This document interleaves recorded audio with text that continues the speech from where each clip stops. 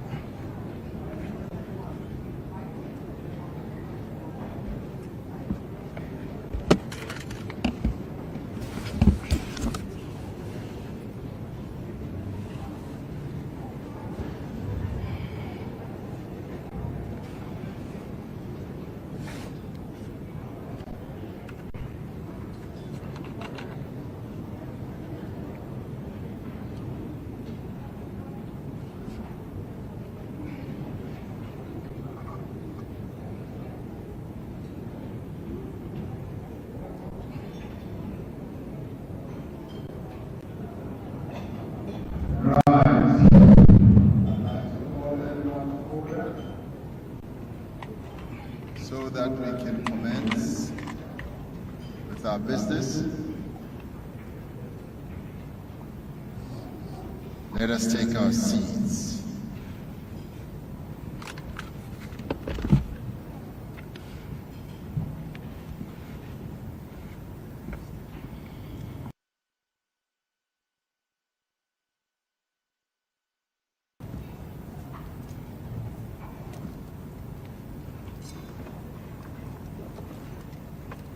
We now have the opportunity to commence with the BRICS-Africa outreach and BRICS Plus dialogue. Would like to thank you all for being here. I will make my opening remarks, and thereafter, in the order of the letters of BRICS, I will allow the other BRICS leaders to speak as well.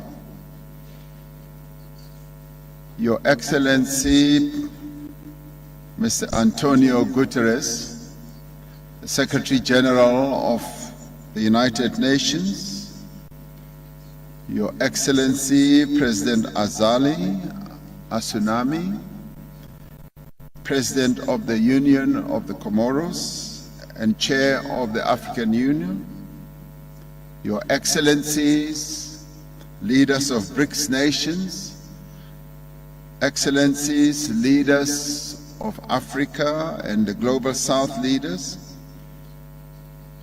leaders of regional institutions, honorable ministers, Deputy President of the Republic of South Africa, Paul Mashatile.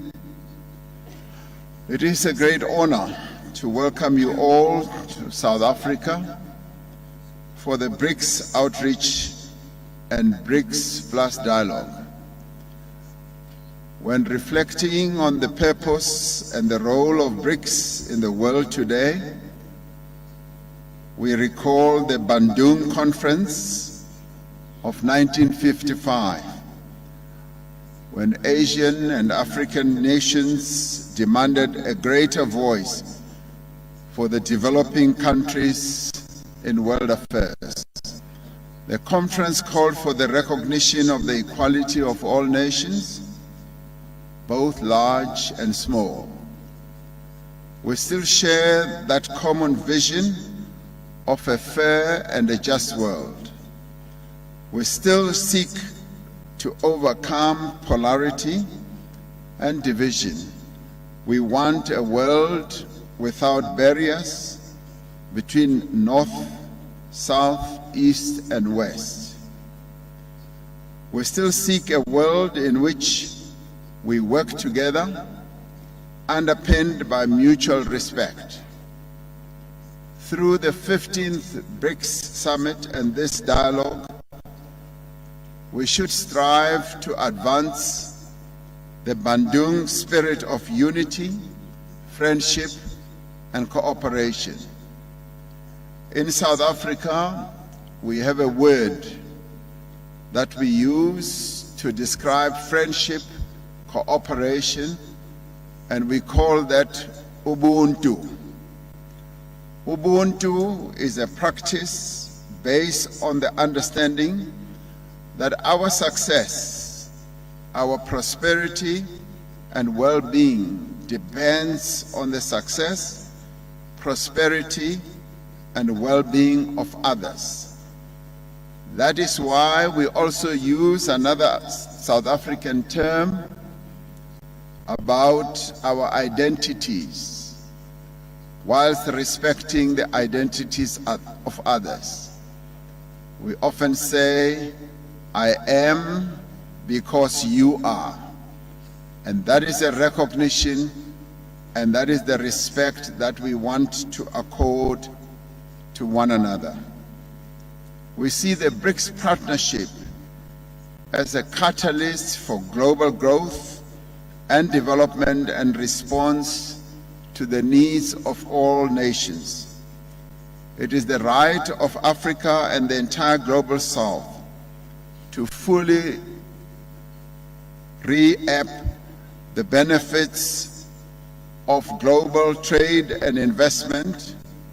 Without trade and investment, our economies cannot thrive and our people's material conditions cannot improve. As the African continent, we are determined that the continent's substantial resources are harnessed for the benefit as well as for the development of the people of Africa.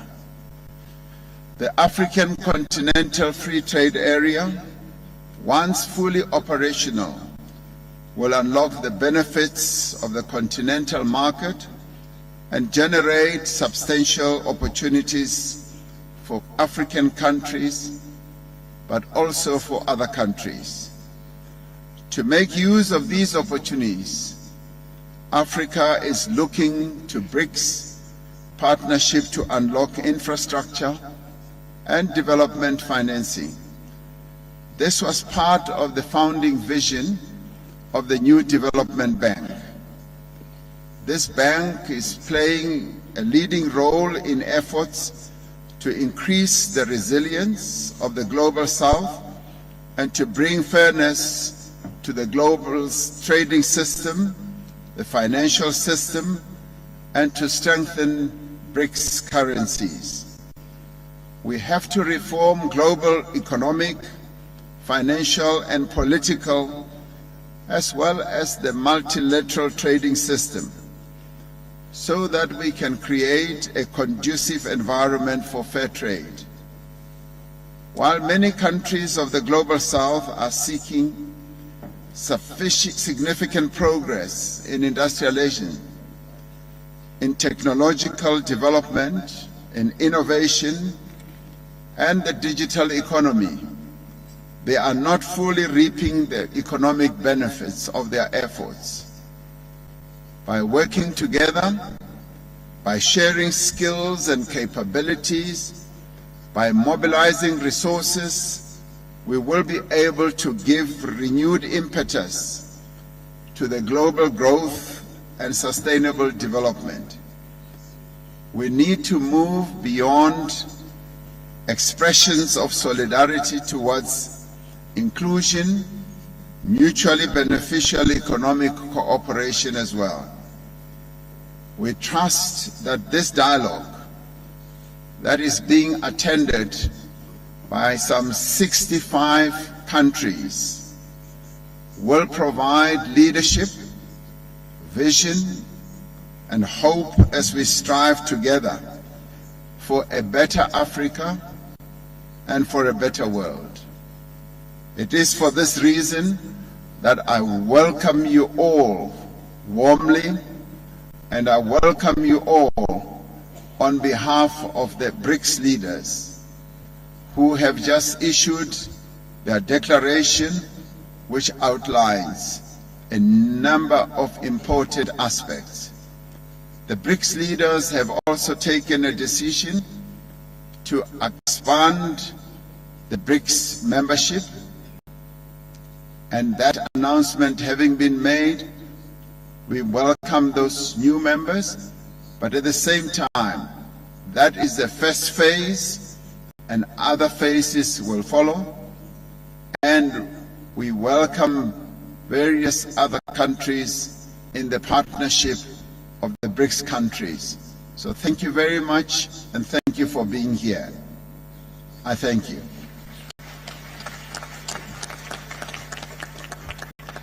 Having done that, I now would like to invite President Lula da Silva, the President of the Republic of Brazil, to take the floor.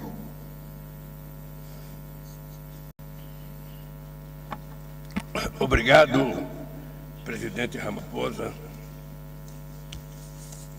Obrigado, companheiros presidentes dos países que compõem os BRICS. Eu gostaria de cumprimentar o presidente Ramaphosa por dedicar este debate à parceria dos BRICS com o Sul Global, em especial com a África. É hora de revitalizar a cooperação entre os países cooperation between developing countries. Vemos hoje Today, o we surgimento de see novos the desafios emergence of new que se challenges somam which aos problemas add de longa data. to the long-term Fomos problems. atingidos We por have uma been pandemia, hit by por a novos pandemic, by conflitos new e por conflicts, uma grave and by emergência climática. a No momento em urgent que climate trabalhávamos pela emergency in the moment implementação when we were dos working objetivos for de the desenvolvimento implementation sustentável. of the Sustainable Development Goals. Quando adotada a Agenda When the 2030, Agenda 2030 traçava was adopted, it rota para outlined a path futuro melhor. for a better Hoje, future. Today, metade das metas está half of the atrasada targets are e houve estagnação delayed, ou retrocesso and we have seen em setbacks quase or terço das stagnation metas. in pretty much A a insegurança third of alimentar them. regrediu Food para os patamares de insecurity 2005. went back to 2005 democracia, levels. em vários Democracy, lugares, in many se vê places, ameaçada pelo is under extremismo threat by ou extremism corroída or pela xenofobia. as corroded by Estamos, mais xenophobia. uma vez na Once história, more, sob o we risco are de uma under guerra the risk nuclear. of a O nuclear war. mundo andou para trás. Muitas das The world has respostas que gone buscamos backwards. Many para of the uma answers that we seek construir for um us to mundo build mais a equitativo world that estão will na be more África. equitable, A located in Africa. Covid-19 ceifou milhões de vidas, has mas eliminated apesar thousands dos of obstáculos lives, injustificáveis although ao the acesso a vacinas, unjustifiable hurdles a to access to África apresentou vaccines taxas de to mortalidade Africa, muito they presented baixas. a very low mortality rate, Enquanto nevertheless. preocupações de While segurança concerns limitam cada vez of mais o security compartilhamento de limited more and tecnologias, more the sharing of a União technologies, Africana the African Union lança estratégias de launches transformação digital a digital e centenas de transformation startups strategy, e and centros de hundreds of inovação startups surgem and na África. innovation centers Ao come mesmo up tempo in Africa. em At que the same proliferam time, medidas where unilaterais proliferates que ameaçam a unilateral integridade measures do that regime threaten the comercial, integrity of o the trade continente regime, africano the se African transforma na continent maior área has de livre become comércio the do largest planeta, free trade com 1 area bilhão e of the 300 planet, milhões de with pessoas 1.3 e um billion PIB people combinado and a de 3 combined trilhões e GDP 400 of bilhões de dólares. $3.4 trillion. À medida que órgãos As multilaterais multilateral falham bodies ao fail responder às to ameaças à respond to the paz, threats to a União peace, Africana the African Union assume crescente takes protagonismo growing na resolução de protagonism in the conflitos. conflict De um resolution. lado, On one alianças hand, excludentes excludent renascem e alliances acirram are reborn, tensões. E and de outro, accelerate países tensions, africanos and e on the other hand, latino-americanos African se countries unem are para getting preservar a together zona to de paz preserve the peace e a zone cooperação and cooperation Atlântico-Sul. between the Mas South assim, Atlantic. como em outras But regiões as in na also in África, other regions, também ficam evidentes Africa, dos it's grandes quite constrangimentos evident impostos a the great países em constraints and desenvolvimento. refrain that As are promessas imposed on da the developing globalização countries. The não se globalization cumpriram. promises were not Muitas fulfilled. nações Many se veem nations hoje see tolhidas por that dívidas are limited impagáveis. by Nos unpayable últimos anos, foreign debt. o volume In the de last recursos years, the direcionados volume a países of do sul global resources directed via to the comércio e global south investimentos through vem trade and diminuindo. investments have been A maior diminishing. parte do mundo The em greatest part of the desenvolvimento world, depende da exportação de the developing world commodities, depends cuja on the demanda é export volátil, of e commodities, da where importação de bens de the primeira demand is volatile necessidade, and the cujos goods preços importers dispararam. of first needs Ao are mesmo very different tempo, because the prices went up. instituições At the financeiras same time, impõem financial juros elevados institutions e impose high condicionalidades interest que rates estreitam and o conditionalities espaço that de narrow atuação the do action Estado. space of the É state. impossível It is promover o impossible to desenvolvimento promote sustentável sustainable se o development orçamento if the público national é budget or the public consumido budget is pelo consumed serviço da by dívida. the foreign debt service. O combate à mudança To do fight clima the climate nos change oferece a offers us oportunidade de an repensar opportunity to modelos de rethink financiamento, financing models, comércio e trade and desenvolvimento. development. A transição The energética energy transition não pode reeditar a cannot, relação de exploração Bring do back passado again colonial. the Precisamos de exploitation soluções relationship of the que colonial past. We need diversifiquem solutions that e diversify agreguem and valor add à value produção de to the países em production desenvolvimento. of the developing O countries. sinal mais evidente The most evident de que o signal planeta está se that the tornando um planet lugar is mais becoming desigual a é o place with more crescimento da inequalities, the fome growth of e da hunger pobreza. and poverty. Isso é And this inaceitável. is unacceptable. Apesar da sua Although magnitude, its esses magnitude, problemas these não são problems are tratados not com a treated with urgência the que urgency that they merecem. deserve. As emissões The de emissions 1% of the mais rico 1% da richest população part mundial of the world são 100 population vezes are maiores 100 do times que as de higher 50% mais pobres. than the Como 50% disse poorest. a ambientalista keniana As the Wangari Kenyan Maathai, environmentalist ganhadora do Wangari Prêmio Nobel da Maathai, Paz, winner of the Nobel abre Peace aspas, Prize, gostamos we muito quote, de culpar os we would like pobres to put pela the blame on the destruição do poor meio for the ambiente, destruction of the mas environment, frequentemente but são os frequently poderosos, the powerful incluindo os ones, governos, including os verdadeiros the governments, are the responsáveis. true responsible. Fecha End of quote. Existem We formas have sustentáveis de sustainable ampliar a forms to produtividade enhance agrícola, the gerar agricultural renda output, e oferecer create proteção income, social. and offer social Foi isso que protection. discutimos And this was na what we cúpula da discussed in Amazônia em the Amazon Belém, Summit no meeting começo in the deste city of mês, Belém in e Brazil, que the queremos Amazon discutir region. com os países And this das is what we demais want to bacias discuss with the tropicais, other a do countries Congo that have e a tropical do basins Borneo like Mekong. Congo and the O Brasil Mekong. vai assumir a Brazil presidência will do take G20 over em the dezembro chair of the e quer G20 in December, recolocar and we a want to redução put da equality no centro reduction as the da core agenda of the internacional. international agenda. To Não reduce podemos fazer inequalities. isso We cannot sem do maior that without representatividade greater para a África. representation from Por isso, Africa. So that's why defendemos o we ingresso advocate da União the Africana entrance como of the membro African do Union G20. as member of the G20. Com minha vinda à África Now, do with Sul, my trip to South de onde Africa, segurei para and then I Angola will e follow para to São Tomé e Angola Príncipe, and to São Tomé and pretendo Príncipe, inaugurar uma I intend nova to agenda de open a cooperação new cooperation entre Brasil e agenda África. between Brazil and Vamos retomar Africa. nossa Let's vocação go back to our universalista universal e reconstruir vocation and nossos rebuild vínculos our históricos historical com os ties países em with the desenvolvimento. developing A countries. prosperidade Prosperity is só é only plena full when quando it is compartilhada. shared. A presença aqui The presence here de dezenas de of líderes do Sul dozens Global of mostra leaders que from o the mundo global south é mais shows that the complexo world is do que much a more mentalidade complex da than the Guerra mindset that Fria came from the que World alguns War, querem the Cold restaurar. War, that some Em wants to vez de aderir à reinstall. lógica And da instead of following the competição que rationale of impõe competition that alinhamentos imposes automáticos e automatic fomenta alignments desconfianças, and that will foster temos de mistrust, fortalecer we have to strengthen nossa our colaboração. collaboration within the mundo global south. The com world bem-estar with para welfare and todos well-being só é for all possível is only com uma ordem possible if internacional we have mais an international inclusiva order that will be e more solidária. inclusive and more Muito solidarity. Thank you very much. Thank you, President Lula da Silva. I now want to call upon President Vladimir Putin, the President of the Russian Federation, who will be addressing us via video conference from Moscow. Уважаемый президент Рамапhosa, уважаемые главы государств, коллеги, дорогие друзья, дамы и господа, хотел бы прежде всего поблагодарить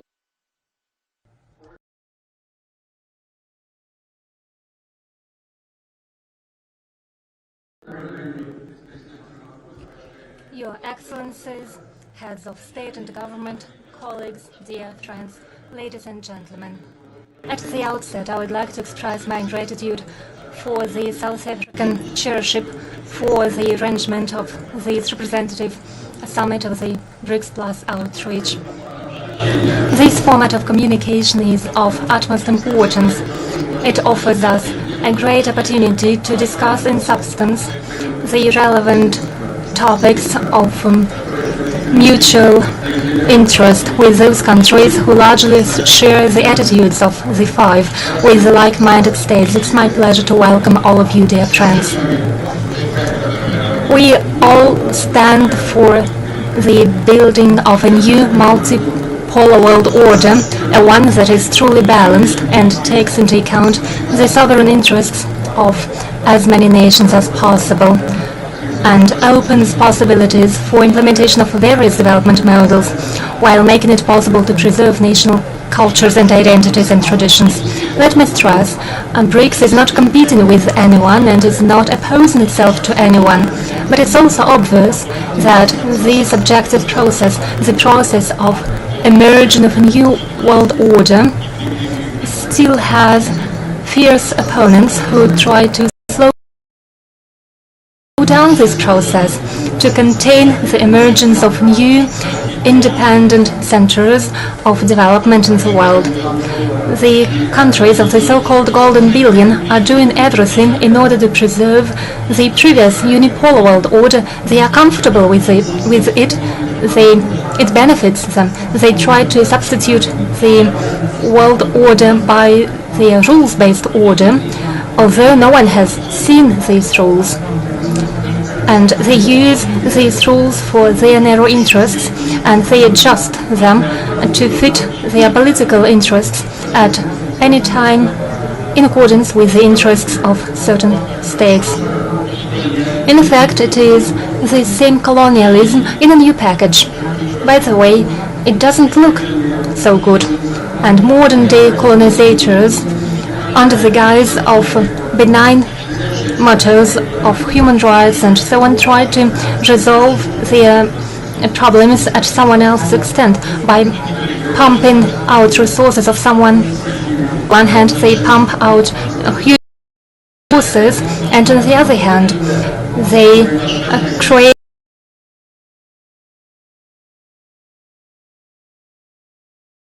a sort of credit relations that paying these loans off is almost impossible, and it looks not like loans but as contributions. The world order is threatened by the radical neoliberalism imposed by some countries that is aimed at eliminating traditional values that matter for all of us. I'm talking about the value of family, respect for national and religious traditions. They try to do so to serve their own interests, and some countries even justify extremism, xenophobia, and connive with terrorists.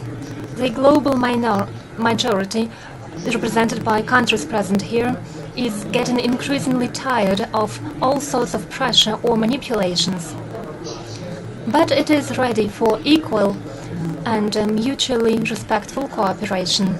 That is the attitude taken by the BRICS countries. That's how we treat the development of multifaceted relations with many countries present here and other interested countries on the regional and global basis, including such regional structures countries. Bearing in mind that most African countries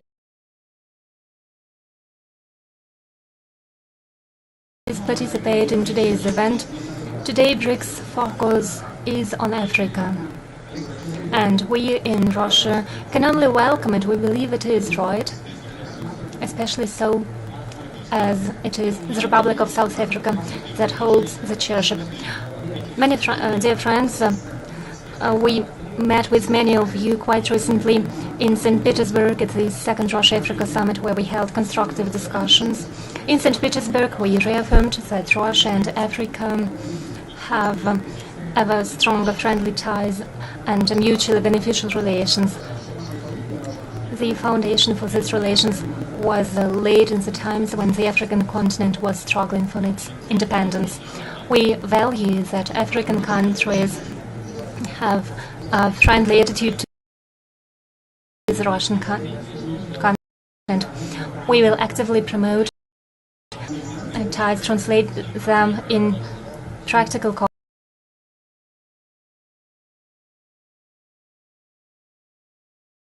cooperation in various fields.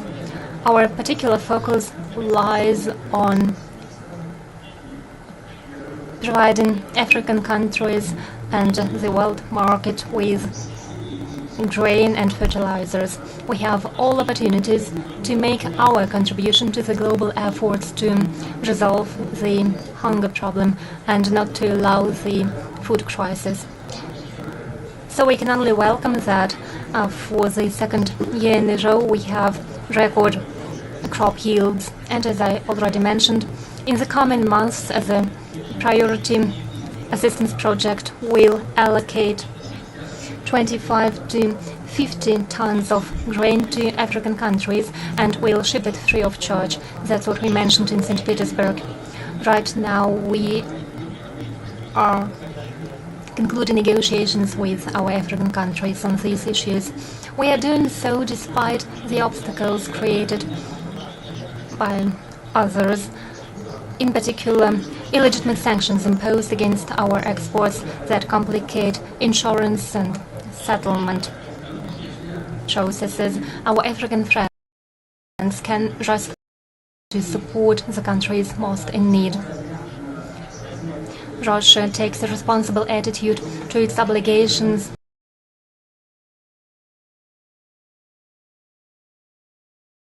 in terms of energy exports. Largely, these exports are oriented on the emerging markets. Russian raw materials and fuels make it possible for the friendly countries, including African countries, to contain price rises and enhance agricultural and industrial production, thus strengthening their energy security and economic resilience. According to some estimates, by 2050, world's population will rise by 1.7 billion people, and the energy supply will rise by 22%. So it's obvious that for the foreseeable future, there is no alternative to coal or hydrocarbons, meaning that the energy transition that is necessary, the energy transition to low-emission economy, should take place in a gradual and balanced manner. It should be well calculated, taking into account national peculiarities and possibilities of the respective countries. By the way, some countries are already facing the effects of the efforts of the mistakes they committed when planning this energy transition, and problem is exacerbating. We see a solution in effective use of all energy resources while implementing clean technologies, and obviously, together with our BRICS partners, we stand for strengthening the equal and technological cooperation in such fields as the use of renewable energy sources and in other important areas, including development of new types of atomic reactors, promotion of hydrogen technologies, and so on. By the way, in these fields, Africa is our priority partner. Currently, in different fields, we are working on about 30 projects with participation of Russia. In 16 states, we are operating in a very active manner. And in Egypt, for example, Rosatom is working on construction of Daba, a nuclear power plant, and the total capacity of our energy projects amounts to 3.7 gigawatt. Over the past 2 years, there has been an increase by 2.6% of the exports of Russian raw materials, petrol products, and liquefied natural gas. 2.6% rise. The exports of food, energy resources, cooperation in other economic fields, as well as in the fields of culture, education, sports, all of these applies not only to Africa but also to other regions, and naturally to the countries invited for the BRICS outreach countries. We will build constructive win-win relations with everyone. We will enhance partnership, and our country has a lot to offer.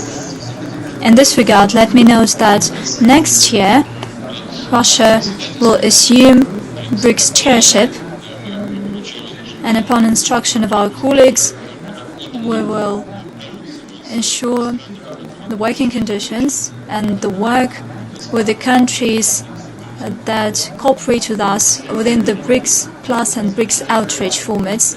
Dear colleagues, by way of concluding, I'm confident that the current meeting would be very useful. It will help bolster friendly relations between the BRICS 5 countries. But next year, there will be an increasing number of new members. It will help galvanize cooperation on various tracks. Thank you for your attention.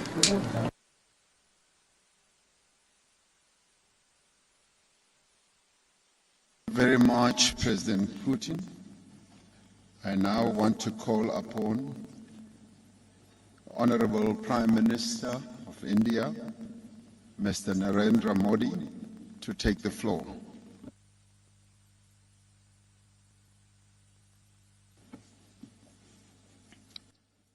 Excellencies,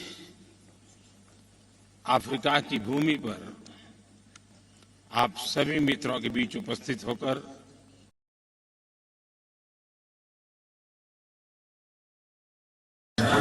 I wholeheartedly thank President Ramaphosa that in the BRICS Outreach Summit, he has given us the opportunity to share views with countries of Africa, Asia, and Latin America. In the last 2 days, in all of our discussions in BRICS, we have laid emphasis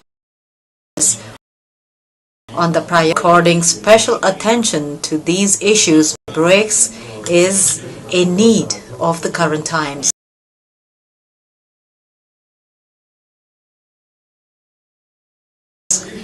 We have also decided to expand the BRICS Forum. We welcome all the new member countries. This will make global institutions and forums more representative and inclusive, and this is one step towards such efforts of ours. When we use the term Global South, it is not just a new diplomatic term. In our shared history, we have together opposed colonialism and apartheid. It was in this land of Africa that Mahatma Gandhi developed the powerful concepts of nonviolence and peaceful resistance, tested them here, and then used them in India's freedom struggle. Based on this strong history, we have given a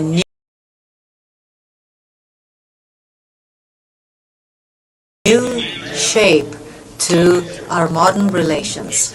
Excellencies, India has accorded high priority to its relations with Africa. Along with high-level meetings, we have opened 16 new embassies and high commissions in Africa. Today, India is Africa's 4th largest trade partner and 5th largest investor. Whether it is power projects in Sudan, Burundi, and Rwanda, or sugar plants in Ethiopia and Malawi. Whether it is technology parks in Mozambique, Côte d'Ivoire, and Eswatini, or campuses established by Indian universities in Tanzania and Uganda. India has countries. Under the Agenda 2063, India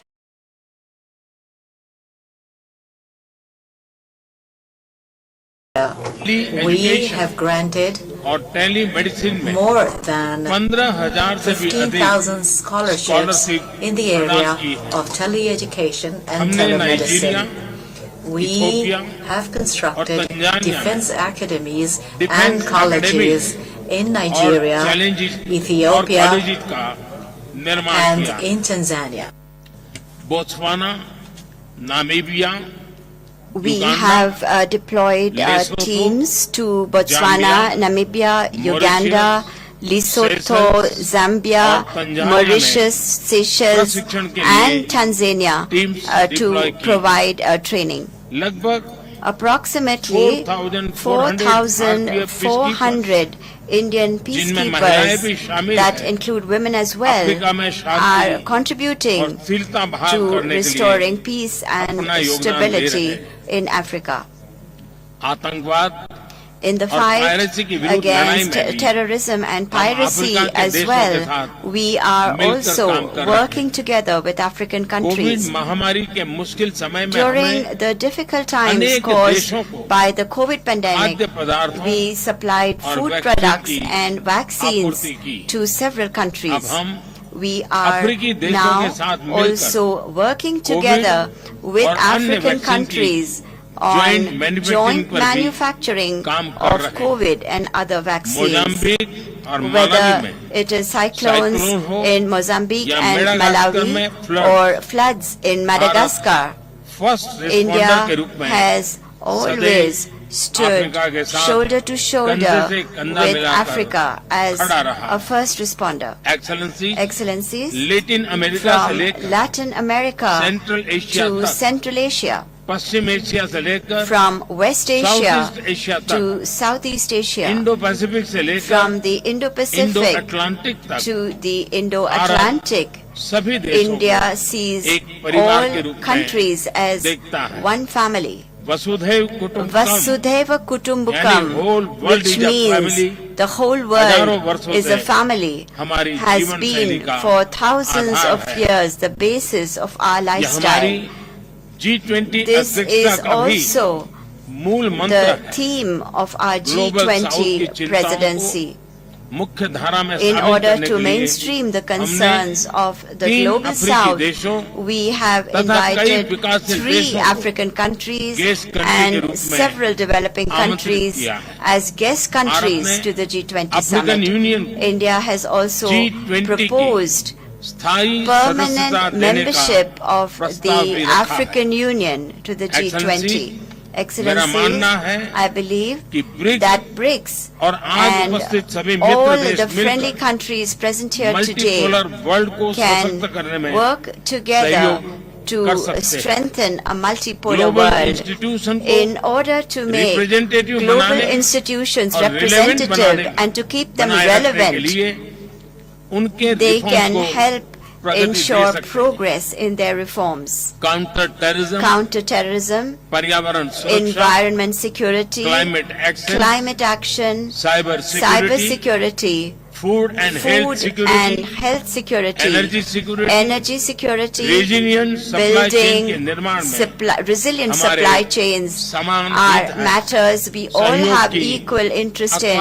They represent unlimited opportunities for cooperation. International I Solar Alliance, invite all of you One Sun, to participate One in World, our international One initiatives such as the Coalition for International Disaster Solar Alliance, Resilient Infrastructure, One Sun, One World, One One Grid, Earth, the Coalition for Disaster Big Cat Resilient Alliance, Infrastructure, Global One Center Earth, for One Health, Traditional the Big Medicine Cat जैसे Alliance, हमारे and अंतर्राष्ट्रीय the Global initiatives में Center सहभागिता के for लिए Traditional Medicine. आमंत्रित करता हूँ। भारत के digital I public invite infrastructure all of you to stack से join जुड़ने के लिए India's digital अपने अपने public विकास में उसका infrastructure लाभ उठाने stack के लिए to मैं आप benefit from सबको it आमंत्रित करता for हूँ। your development. हमें अपना Yesterday, अनुभव we और क्षमताएं will be very आप pleased सबके साथ to share with साझा you करने में our खुशी experience होगी। and मुझे capabilities विश्वास है in this area. कि I हमारे am साझा sure प्रयासों से that our shared हमें efforts सभी चुनौतियों will का give us मिलकर सामना करने के new लिए एक नया confidence आत्मविश्वास to मिलेगा। address all मैं एक बार challenges फिर together. इस I अवसर once के लिए again आप सबका express my विशेष रूप से gratitude to all of you राष्ट्रपति and in रामाफोसा का particular to President आभार व्यक्त करता हूँ। Ramaphosa for this धन्यवाद। opportunity. Thank you.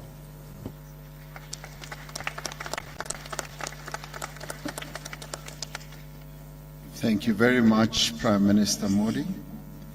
It now gives me pleasure to ask President Xi Jinping, President of the People's Republic of China, to take the floor.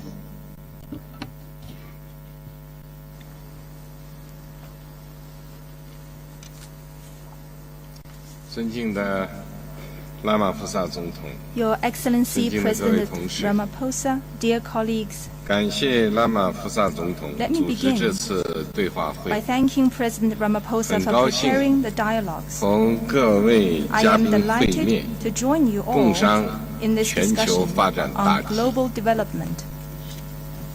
发展承载着人民对 Embodies 美好 our 生活的 people's 向往， aspiration for a better life. 是发展中国 It 家 is 的第一要 the 务， top priority for developing 也 countries 是人类社 and 会 a timeless 永恒主题 theme for humanity. 今年是 As 联合 the 国 UN 2030年 2030 agenda 可持 for 续发展议 sustainable 程的 development 中期评 is 估年， due for a midterm review this year. 目前多数 The 可持续 delivery 发 of 展目 most 标 SDGs 落实缓慢， remains 令 slow. 人担忧。 This is a cause for concern, 全球发展事业 and the global 面临 development endeavor 巨大挑战， faces formidable challenges. 国际社会 The international 要以 community 天下之 must 利为例， pursue the larger interests 以人 of 民 all 之心 countries, 为心， respond to people's concerns, 推动发展问 and 题 restore development 重回国际 to 议 the 程的 center 核心， of the international agenda. 要提高发展 The 中国家 representation and 在 voice of 全 developing 球治理 countries 中的 in 代表 global 性 governance 和 should 发 be 言权， increased, 支持发展中 and 国家 developing countries 实现 be 更好发展 supported。in realizing better development. 要坚持真正的 It 多 is 边主义， also important to 构 uphold 建全球 true 发展伙伴 multilateralism, 关系， forge a global 为共 development 同发 partnership, 展 and 营造 create 安 a 全稳 secure 定的 and stable 国际环境。 international environment for shared development. 各位同事， Colleagues, 中国始终 over 同 the 发 years, 展中国 China 家同 has 呼吸、 stood in 共命 solidarity 运。 with fellow developing 过去 countries 是， through thick and thin. 现在是， China has been and 将来 will 也 always 永远 remain 是 a member 发展 of 中国家的 developing 一员。 countries. 我提出全球 I 发展 propose 倡 the 议， global development 就是为 initiative 了让全世 precisely 界 for the purpose 聚焦 of 发展， calling on the world to 为 stay 落实 focused on 可持续 development 发展议 and 程 lending 提 impetus 供助力。 to the implementation of the 2030去年 agenda. Last year, 中国举 China 办首 held 届 the first 全球发展 high-level dialogue 高质量 on 对话 global 会， development, 推出一系 where 列 a host of 发 measures 展合作 for 举措， development cooperation were 取得 unveiled. 可喜进展。 Encouraging progress has been made since 我 then. 们坚持发展 We 优 have 先 put，development first 加大了 and 资源 allocated 投入。 more resources. 中方已经 China 成 has 立 set up 总额40亿美元的 a 全球 global 发展 development and 和南 South-South 南合作 cooperation 基 fund 金。 with a total funding of 4 billion 中国 US 金融 dollars. 机构 And Chinese 即将 financial 推出 institutions will soon set 100 up 亿美 a 元专 special 项资 fund 金， of 10专门 billion 用 US 于落 dollars 实 dedicated 全 to the 球发展倡 implementation 议。 of the GDI. 我们坚持行动 We have 导 taken 向， results-oriented 深化了务 actions 实合 and 作， deepened practical cooperation 从 from 亚洲 Asia 到非 to 洲， Africa, 从太 from 平洋岛 Pacific 国 Island countries 到加勒 to the 比海岸Caribbean. ，200多 Over 个合作项目200 cooperation 开 projects 花结 have come 果， to fruition, 减贫、 and cooperation 教育、 mechanisms are 卫生 growing 等领 in 域合作 areas 机 such 制 as poverty 不断 reduction, 拓展。 education, and health. 我们坚持创新 We 驱动， have unleashed the power 增 of 强了 innovation 发 and 展 built 动 up 能。 momentum for development. 全球发展倡议 Under the GDI, 聚焦 we 绿 have 色发展、 prioritized green 新型 development, 工业 new 化、 type 数字 industrialization, 经济 the digital economy, 等重点 and 领 some 域， other key areas, 推进 and 新 pursued 工业 a 革命 partnership 伙 on 伴 new 关系建 industrial 设， revolution 助力 to 高 boost 质量发 high 展。 quality development. 我们坚持 We 共 have 克时 tided 艰， over difficulties 提升 together 了发展韧 and 性、 made development more resilient. 粮食安全 Food and 和 energy 能源安全， security 关乎国 bear 计 on 民 the 生。 economy of a country 我们 and 启 the 动 well-being of its people. 中国 We have launched 联合 a 国粮 China 农组织 FAO 南南合作 South-South 信托基金， Cooperation Trust Fund, 落实促进 implemented 粮食生 the 产 food production 专项行 enhancement 动， action, 向许多国家 and 提供 provided 粮食援 food 助， assistance to and 分享 shared 农业 agrotech 技术知识。 with many countries. 我们发起 We have also 全球 initiated 清洁能源 a 合 global 作伙 clean 伴关 energy 系， cooperation partnership 助力实现 with a view to 能源 achieving 安全。 energy security. 中国是 China 非洲的 is 可靠朋友 A。friend that Africa can count on. 过去10年， Over the past decade, 向非洲 China has 提 provided 供大量 a large 发展 amount of 援助， development assistance to Africa 参与 and 建设 helped build 6000 more 多 than 公里铁路、 6,000 kilometers 6000多 railway, 公里 over 公路、 6,000 kilometers 80 of 多个 highway, 大 and 型电 80 力 plus 设施。 large power facilities on the 下 continent. 阶段， Going forward, 中国将 China 同非洲 will 国 carry 家 out 开展 more 更多合 cooperation 作， with African countries 支持 to 非洲 support Africa 增强 in 自主 enhancing 发 its 展 own 能力。 capacity for development. 这包括 Specific measures will be 提 taken, 供 such 卫 as 星测绘 providing satellite 成套 mapping 数据 data 产品， products, 实施 implementing 智 a 慧海 smart 关 customs 合作伙 cooperation 伴计 partnership, 划，协同 and 联合 launching 国 with 教科 UNESCO 文组织开展全球发展倡议， GDI 助 for 力非洲 Africa's 未来 future 行动， action plan 积极支持 to support 非洲实现可持续发展。 sustainable development in Africa.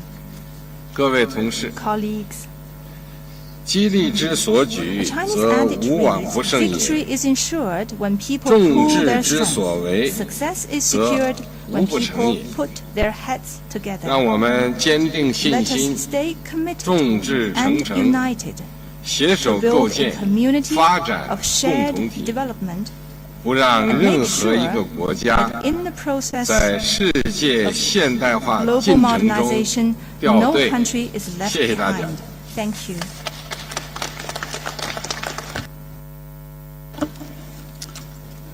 Thank you, President Xi Jinping. We also have the privilege of having the Secretary General of the United Nations, and I now call upon Secretary General Antonio Guterres to address us. Distinguished heads of state and government, excellencies, ladies and gentlemen. Let me begin by thanking President Cyril Ramaphosa. We take great inspiration from the Rainbow Nation's extraordinary path to unity through action and justice. That is what our world needs. Unity for action and unity for justice. We are confronting existential challenges. The climate crisis is spiraling out of control. A global cost of living crisis is raging. Poverty, hunger, and inequalities are growing against the objectives of the Agenda 2030 for Sustainable Development. New technologies are raising red flags without a global architecture to deal with them. And geopolitical divides and conflicts are multiplying with profound global implications, especially the impacts from the Russian invasion of Ukraine. Excellencies, we are moving towards a multipolar world, and that is a positive thing. But multipolarity in itself is not enough to guarantee a peaceful or just global community. To be a factor of peace, equity and justice in international relations, multipolarity must be supported by strong and effective multilateral institutions. Look no further than the situation in Europe at the dawn of the last century. Europe was multipolar, but it lacked strong multilateral mechanisms, and the result was World War I. As the global community moves towards multipolarity, we desperately need, and I have been vigorously advocating for, a strengthened and reformed multilateral architecture based on the UN Charter and international law. Today's global governance structures reflect yesterday's world. They were largely created in the aftermath of World War II, when many African countries were still ruled by colonial powers and were not even at the table. And this is particularly true of the Security Council of the United Nations and the Bretton Woods institutions. For multilateral institutions to remain truly universal, they must reform to reflect today's power and economic realities, and not the power and economic realities of the post-Second World War. In the absence of such reform, fragmentation is inevitable.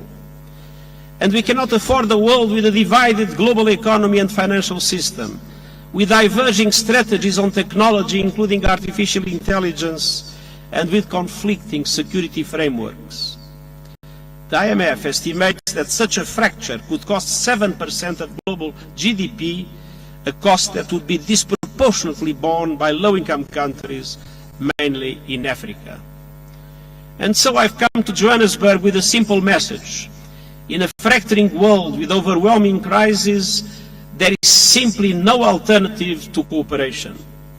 We must urgently restore trust and revigorate multilateralism for the 21st century. And this requires the courage to compromise in the reforms that are necessary for the common good.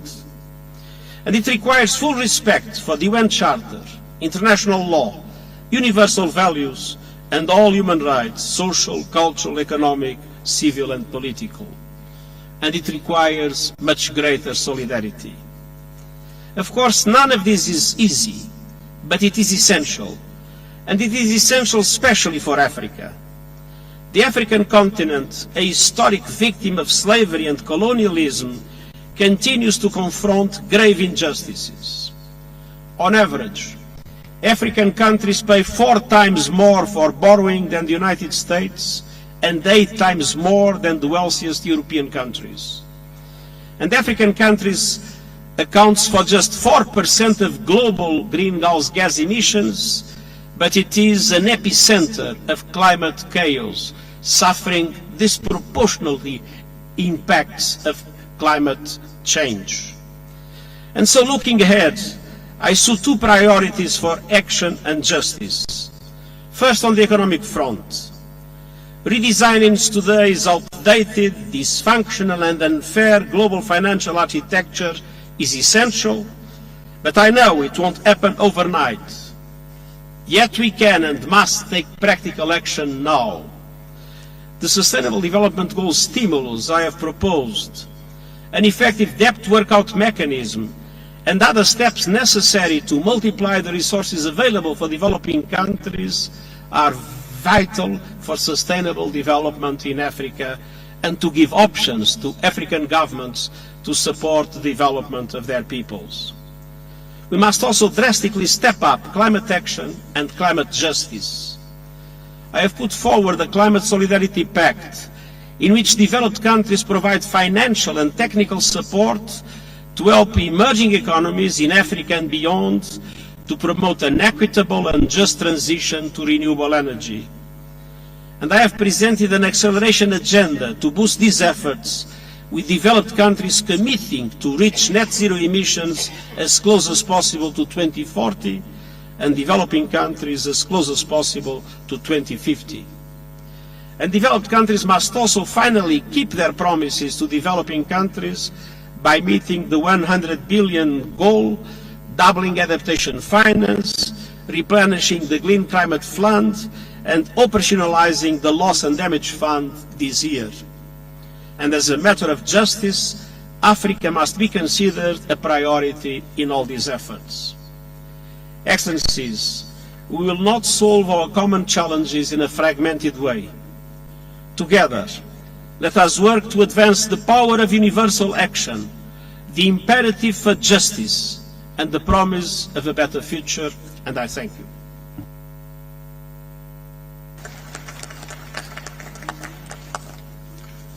Thank you, Your Excellency, Secretary General of the United Nations. Your Excellencies, there are almost 65 of us, and this forum has been designed so that everyone should be able to make a statement. I will not be making any commentary in between to ensure that we do conserve time. I similarly would like to request that when we speak, we should remind ourselves of the time limit that we have put aside for each one of us to speak. So I do beg for your indulgence in that regard. My next speaker will be His Excellency Azali Osunami, President of the Union of Comoros, but also the Chair of the African Union. President Osunami. Merci beaucoup, Monsieur le Président et chers frères. Monsieur Antonio Guterres, Secrétaire général de l'Organisation des Nations Unies, Representative of the United Nations, dear colleagues, and then head of the government, all protocol observed, I greet you in the name of God. It's an honor for me to take part in this gathering and then to bring the contribution of the African Union to this exchange, to this forum. And I'm hoping that this is going to be very fruitful for the countries that we're representing here. So allow me, before I get into the subject, to extend our thanks, our gratitude to President Ramaphosa, to the South African government and the South African people for the warm welcome that was given to us on our arrival in this country. So we're also expressing our gratitude for all the measures that have been taken to facilitate our meetings and then make our stay here in South Africa most enjoyable. The land of Nelson Mandela, our biggest leader, a figure who's making the continent very proud. So, dear delegation, the African Union that I have the honor to come and represent here this year, 2023, so is giving a very important meaning to work with countries in BRICS. So, it considering that as a very most important opportunity for countries to explore together the areas of cooperation that would be beneficial to all of us. And then for that, to see how the bloc can also expand to other African countries, it's a process that will contribute to multiply benefits associated to this cooperation. So various capacity of BRICS in various sectors, it's a very important benefit that will foster the growth and the development of the African continent. So today Africa is faced with many challenges, especially to the issue of food security, which is something we cannot accept because our continent, which possess 70% of arable land in the world, is registering a deficit every year in the area of food security, ranging up to $200 billion. So BRICS, with its multi-form capacity, can help the Africa to become independent in the area of food security by putting in place new technologies to improve the sector of agriculture. So Africa is also faced with the issue of industrialization because the continent has got enormous reserves of raw material, but unfortunately they do not have a capacity to exploit and then transform these minerals on our African continent. So the collaboration between BRICS and Africa would allow to develop production units and transformation units in the area of a big program of industrialization that will favor the green transition.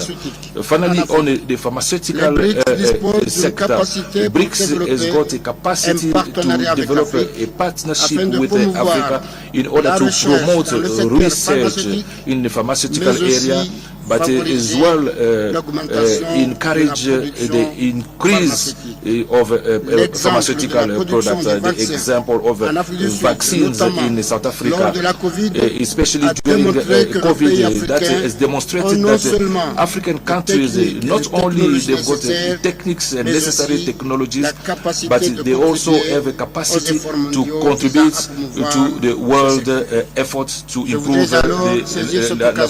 So I'd like to take this opportunity to reiterate the availability of the African Union in this partnership between BRICS and the African Union. It's a frank partnership that will last longer and win-win. So, ladies and gentlemen, trade relations between Africa and BRICS are multidimensional. So they are illustrated in many advantages that are linked in the South-South Summit.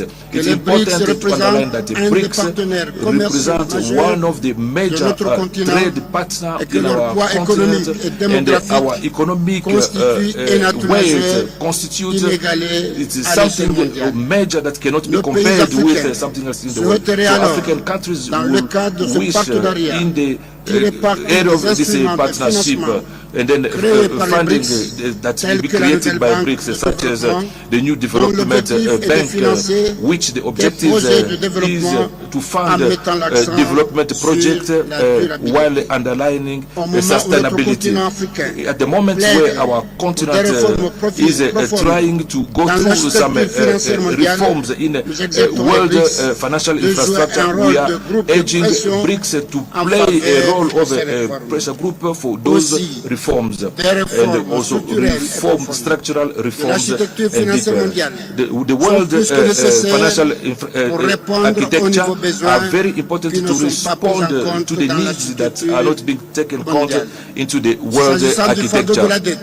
with regard to debt that is putting African countries in trouble. So the African Union is putting in place a working group in order to propose means so that to see how to sort out this African debt. So that will be put in place by BRICS to benefit countries in our continent if those funds became operational. In fact, this would allow African countries to access loans with better conditions of repayment, which will be advantageous for countries that are facing prohibitive cost to the world financial market. Beyond all this, so that is linking the two parties. Our continent is the potential to offer to BRICS benefit of opportunities, especially in the area of geopolitics, economics, security, and cultural sector. It's the case of the free trade area that are offering to the countries of BRICS unique opportunities to reinvigorate their efforts to foster trade relations with emerging and developing countries. In this regard, the political commitment of Africa in favor of the free trade, the African trade area, as it was last year, the year 2023 has been the year of the acceleration of the implementation. I'm inviting the BRICS to be more interested on this instrument, given that from the report from the CIA, the investment activities and trade of BRICS, they are going to offer important opportunities for the major agricultural sector that is not being exploited in Africa. Furthermore, the access of Africa in G20 that will offer also an opportunity to Africa, a central platform to amplify its position on world economic issues for a more inclusive multilateralism. It will also constitute an opportunity for the continent to work with BRICS in favor of the advent of a world economic governance that is more fair and just. All the actions that we are undertaking in the favor of BRICS and the development cannot last without peace and stability in the world. So I would also like to draw our attention on the agency so that we can seek together means to try and put an end to conflict in Africa, in particular for all extremism, the change of unconstitutional changes that is compromising the peace and stability and the prosperity of our continent. So we also need to continue to encourage Russia and Ukraine to put an end to war that is opposing them, given that the consequences of this war is not only affecting Europe, but is also affecting the world in general. So, ladies and gentlemen, opportunities given to us today to put together our effort to continue to make this world more just and prosperous by working together in synergy to build new partnership, frank and then balanced, based on complementarity and not on a form of dependence. And only with that we can constitute a very important force in the world scene, so that we can deal with challenges that our countries are facing, and then to reach peace, stability, and economic growth. Thank you.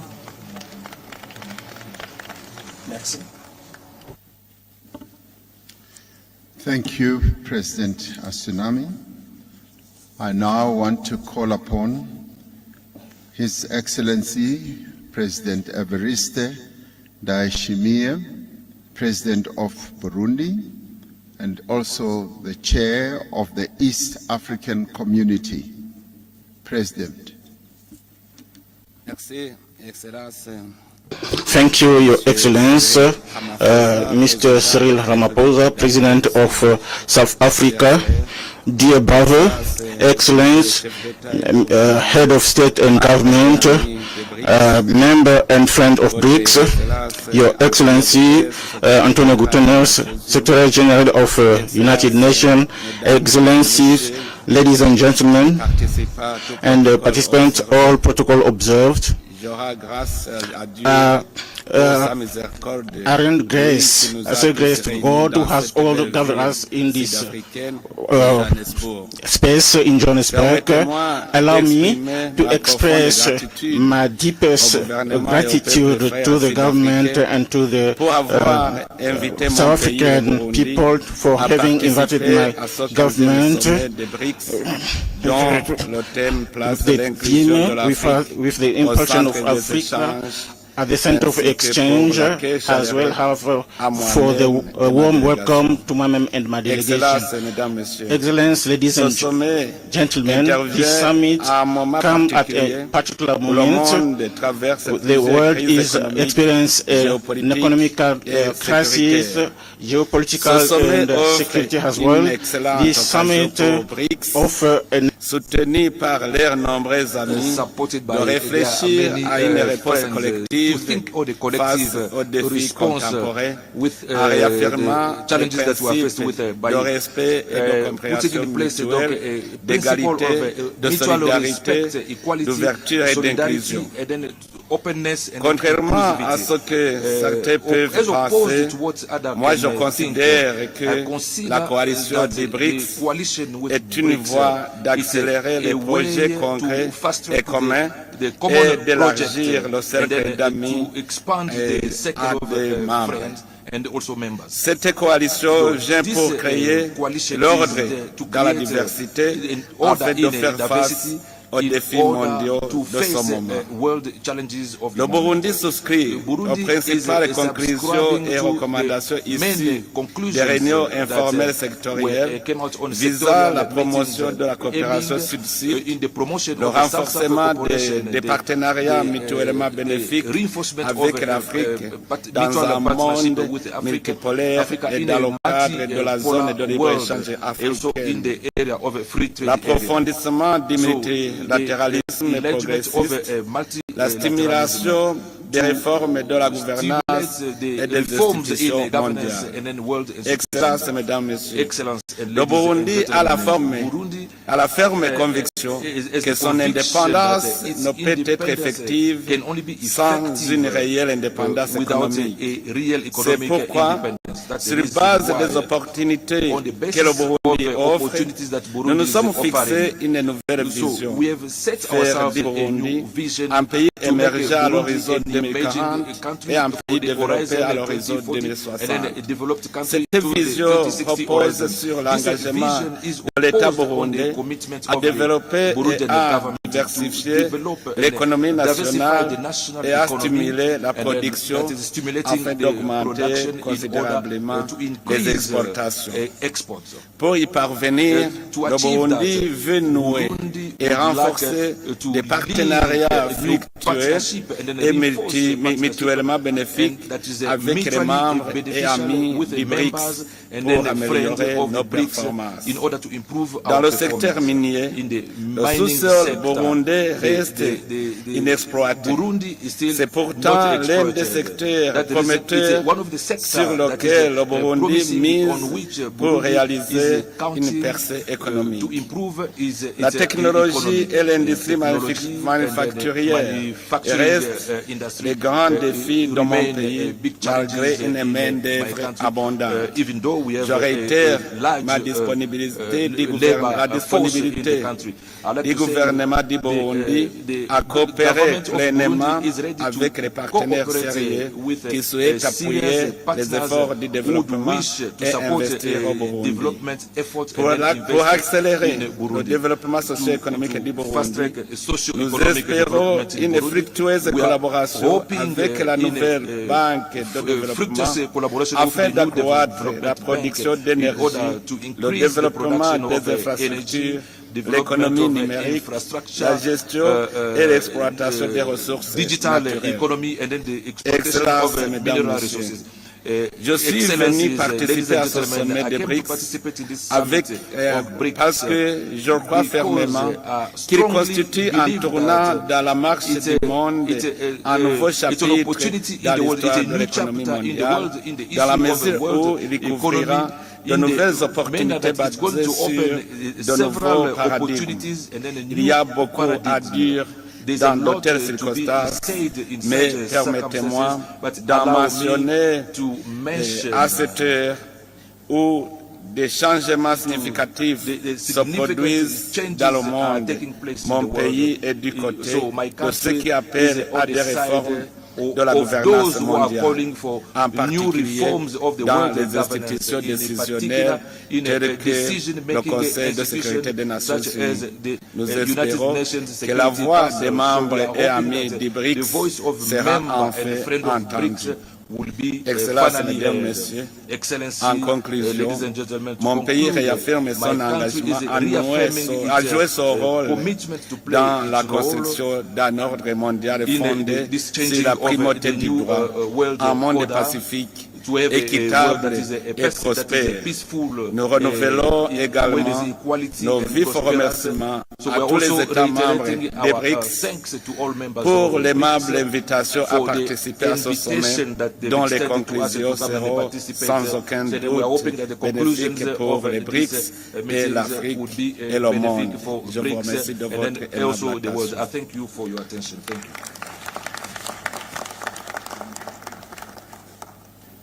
Thank you, President.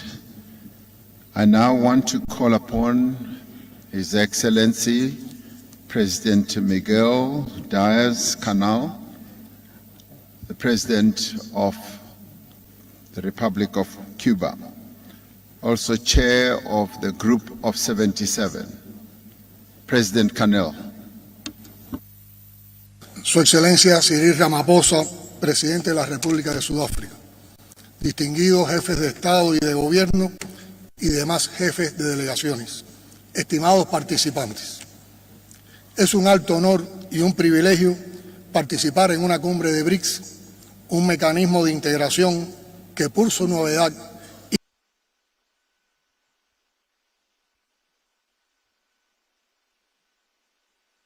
que hoy resulta tan urgente como imprescindible para el destino mismo de la humanidad.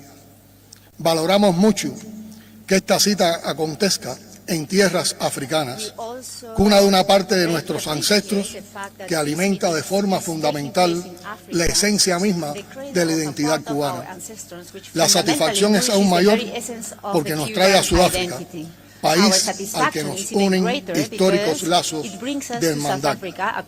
Cerca de 400.000 compatriotas contribuyeron a la lucha contra el apartheid en tierras africanas. 2.289 de nuestros combatientes internacionalistas cubanos cayeron heroicamente, escribiendo con su sacrificio una de las páginas más hermosas en la historia de la solidaridad entre los pueblos.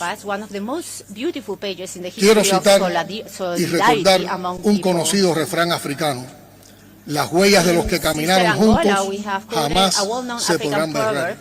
En el caso de Sudáfrica y Cuba, esas huellas son tan sólidas e imborrables como la memoria de los líderes históricos de ambas naciones.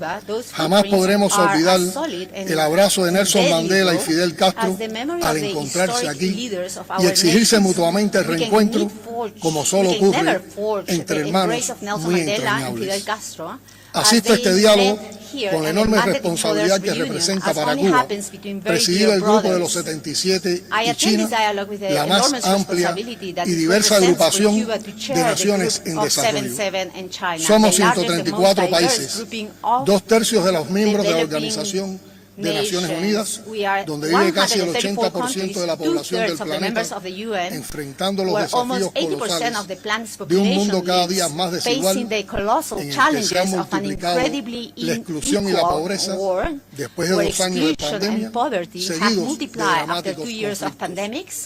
En los últimos 10 años, las naciones del sur han visto duplicarse su deuda externa, ya pagada con creces.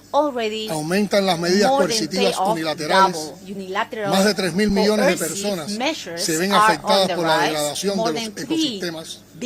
Más de 1 millón de especies de plantas y animales están en peligro de extinción, según se lee en el mensaje del secretario general por el Día Mundial del Medio Ambiente. Si no actuamos de inmediato, legaremos a nuestros hijos y nietos un planeta no solo irreconocible para quienes venimos del siglo anterior, sino tristemente condenado a resultar inhabitable. A 7 años del plazo fijado para el cumplimiento de los Objetivos de Desarrollo Sostenible de la Agenda 2030, el panorama es desalentador. La mitad de las 169 metas acordadas están muy lejos de ser cumplidas. Más del 30% de ellas no han experimentado ningún avance, o lo que es peor, muestran retrocesos con respecto a 2015, de acuerdo con el más reciente informe de Naciones Unidas. Los países desarrollados de Occidente y las grandes transnacionales han diseñado un orden internacional que no toma para nada en cuenta el progreso de las naciones del sur y solo resulta eficaz para exiguas minorías. El grupo de los 77, China y los BRICS, tenemos la responsabilidad y la posibilidad de actuar por un cambio de ese injusto orden mundial. No es una opción, es la única alternativa. Hoy nadie puede cuestionar la creciente autoridad de los BRICS. Por eso no dudamos en dar la bienvenida a su eventual ampliación, que contribuiría a reforzar su relevancia y representatividad. Ha sido un reclamo histórico del Grupo de los 77, como lo es también de los BRICS, emprender una transformación real de la arquitectura financiera internacional profundamente injusta, anacrónica y disfuncional. Creemos firmemente que el nuevo Banco de Desarrollo creado por los BRICS puede y debe convertirse en una alternativa frente a las actuales instituciones financieras que han aplicado por casi un siglo recetas draconianas para lucrar con las reservas del sur y reproducir sus esquemas de sometimiento y dominación. Saludamos de manera especial la designación de la querida Dilma Rousseff al frente de esa entidad y la loable iniciativa de los BRICS de crear un mecanismo de reserva de monedas extranjeras de base amplia que garantice certidumbre y estabilidad al sur. Seguramente, la extensión de ese mecanismo a otros países contribuiría a paliar los desequilibrios del sistema monetario actual. El establecimiento de líneas de crédito mutuas en monedas locales por los bancos de los países del BRICS y la posibilidad de crear una moneda única para sus operaciones son también iniciativas que pudieran aplicarse en las relaciones con otros países en desarrollo para reducir el abusivo monopolio de la moneda estadounidense que refuerza y garantiza una hegemonía dañina para el resto del mundo. Los países del BRICS son líderes mundiales en la producción agrícola, concentrando alrededor de un tercio de los alimentos producidos a nivel global. Su acción conjunta con el resto de los países en desarrollo sería un aporte sustancial a la eliminación del hambre que hoy padecen más de 700 millones de personas en el mundo. En materia de cambio climático, enfatizamos en el valor estratégico de la coordinación efectiva entre los BRICS y el Grupo de los 77 para salvaguardar el principio de las responsabilidades comunes, pero diferenciadas en la implementación de la Convención Marco y el Acuerdo de París. En la COP28, que tendrá lugar este año en Dubái, por vez primera se celebrará una cumbre de líderes del Grupo de los 77, convocada por Cuba para reforzar la coordinación estratégica. El desarrollo científico-técnico está hoy monopolizado por un club de países que acaparan la mayoría de las patentes, las tecnologías, los centros de investigación y promueven el drenaje de talento de nuestros países. El G77 y los BRICS deben y pueden hacer más para cambiar esa situación, y en ese espíritu Cuba ha convocado una cumbre de jefes de Estado y gobierno del Grupo de los 77 China sobre ciencia, tecnología e innovación como premisa para el desarrollo. and tendrá lugar el innovation as 15 y a el premise 16 for de septiembre development próximo to be held en La Habana. on September Ahí les 15 esperamos. in Havana. Para We avanzar hacia un welcome you futuro there. más justo y To sostenible, move toward el momento to de la a more acción just colectiva and no es sustainable mañana, future, the es time for ahora. collective action is not Creemos tomorrow, it firmemente is now. en el poder We de la unidad firmly en la believe diversidad in the power of y en que unity es la hora de and actuar unidos en diversity, defensa and that it de is time históricos to reclamos act together que in por no ser defense of atendidos a historical tiempo grievances han that multiplicado los because problemas they have que not been enfrentan hoy addressed in time nuestras have naciones. multiplied the Ya que pressing our estamos en la nations nación del today. arco iris, And since we are que ha in the vencido el rainbow odio del nations, pasado, which has integrando su overcome rica the diversidad de hatred of the culturas, past, idiomas y integrating its creencias rich religiosas, diversity of cultures, asumamos todos los languages, and preceptos religious de la beliefs, sabia filosofía let us humanista africana assume all del the Ubuntu, precepts of la the ética wise del African cuidado del otro, humanist philosophy que of Ubuntu, frente al egoísmo y the el ethics individualismo of caring promueve for una vida others, which in the face solidaria, of selfishness and fraternal y individualism respetuosa, promotes en la a que form nadie of life of quede solidarity, atrás. fraternity, El and G77 y respect, los BRIC in which tenemos no la one is oportunidad de left generar behind. una The transformación G77 histórica. and the BRICS Por el have the bien de las opportunity futuras to generate generaciones, a historic hagámoslo. Muchas transformation gracias. for the sake of the future generations. Let's do so. Thank you very much. Thank you, President Canal. I now have the honor to call upon His Excellency Ismail Omar Guelleh, the President of the Republic of Djibouti and Chair. President Canal, I now have the honor to call upon His Excellency Ismail Omar Guelleh, the President of the Republic of Djibouti and Chair of the Intergovernmental Authority on Development, IGAD.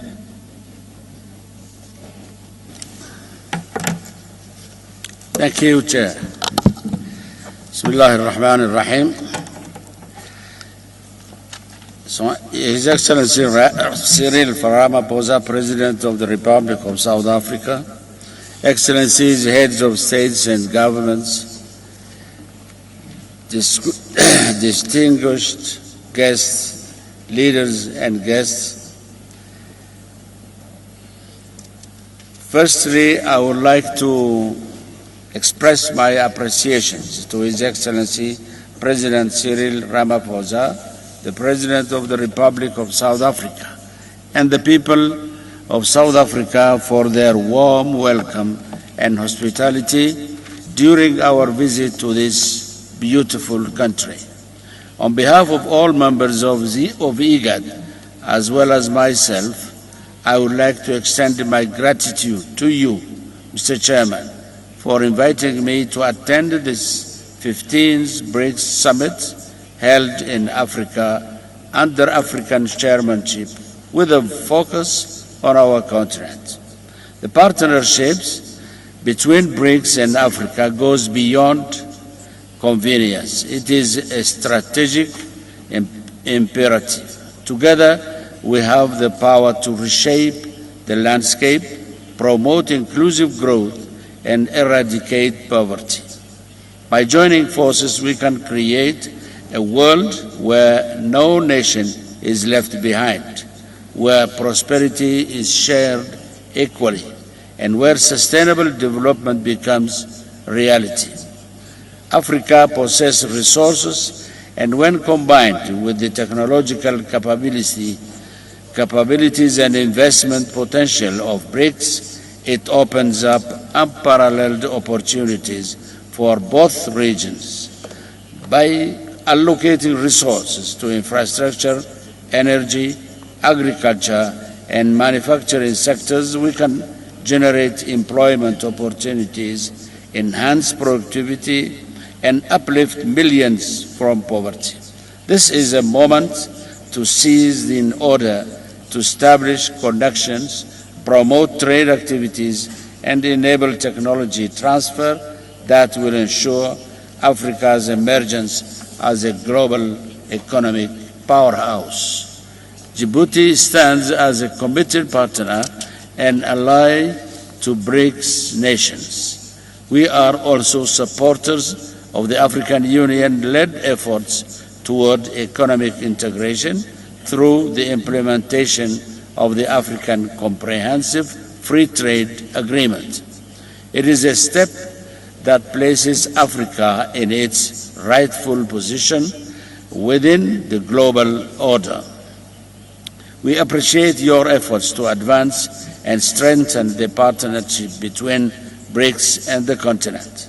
In summits, we have already identified key areas of focus that contribute to a mutually beneficial partnership. Your leadership in enhancing the relationship between BRICS and Africa serves as a motivation for us to make substantial contributions towards our shared goals and interests. Dear Chairman, I eagerly commend the BRICS partnership for creating a platform that offers an opportunity to diversify expand the global economic landscape. Undoubtedly, BRICS is a force with politically and economically. It is a success story evident from the growing number of countries aspiring to join this group, as well as the commendable performance of the new Development Bank with its extensive portfolio of projects aimed at maximizing development impact. I am delighted to announce that IGAD fully aligns with and supports the priorities outlined by the BRICS Chair for 2023. Specifically, Africa and IGAD aim to mobilize investment in order to develop infrastructure that connects parts of our continent, thereby boosting intra-African trade growth and value chains. Indeed, IGAD takes pride in being one of the fundamental elements of the African continent free trade area. We wholeheartedly welcome the important role that BRICS can play in supporting our collective endeavors as a continent to drive trade, investment, and infrastructure development within the context of this momentous undertaking. As we all know, it is widely understood that economic plans and agendas often falter without sustained commitment and financial backing.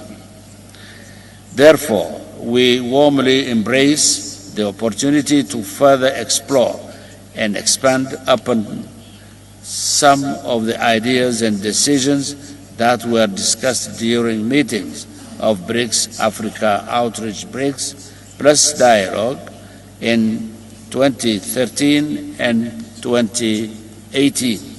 We sincerely hope that the establishment will extend its support to Africa's effort in bridging the enormous infrastructure gap across our continent.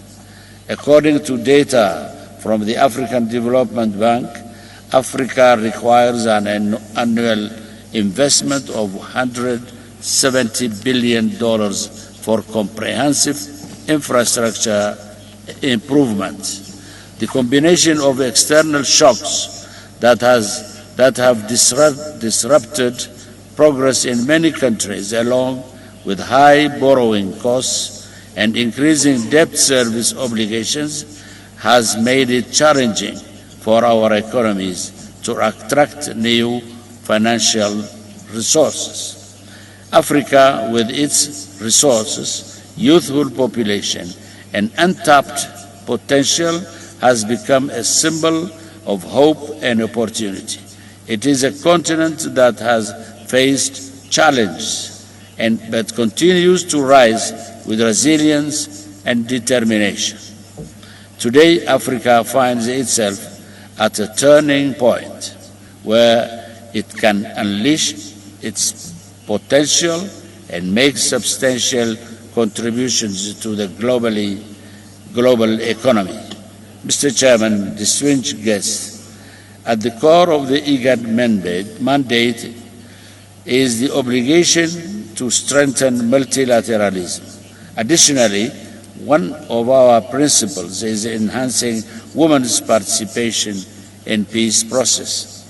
Indeed, it is only last week that we launched the IGAD Women, Peace and Security Forum as part of our own unwavering commitment harness the transformative power of women's contributions to peace building and conflict resolution. Finally, we support the call for reforms to the international architecture and address the ossification of inequalities, gaps, and inefficiencies. We need to relentlessly work together to ensure that the new architecture is reset to be relevant to today's global challenge. Let's take advantage of this partnership today to strengthen the ideals and spirit of growth so that we can pave the way for a brighter and more prosperous future for all our people. I thank you.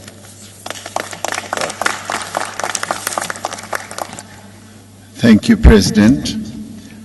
I now take this opportunity to ask His Excellency President Joko Widodo, President of the Republic of Indonesia, Chair of the Association of Southeast Asian Nations, ASEAN, to take the floor.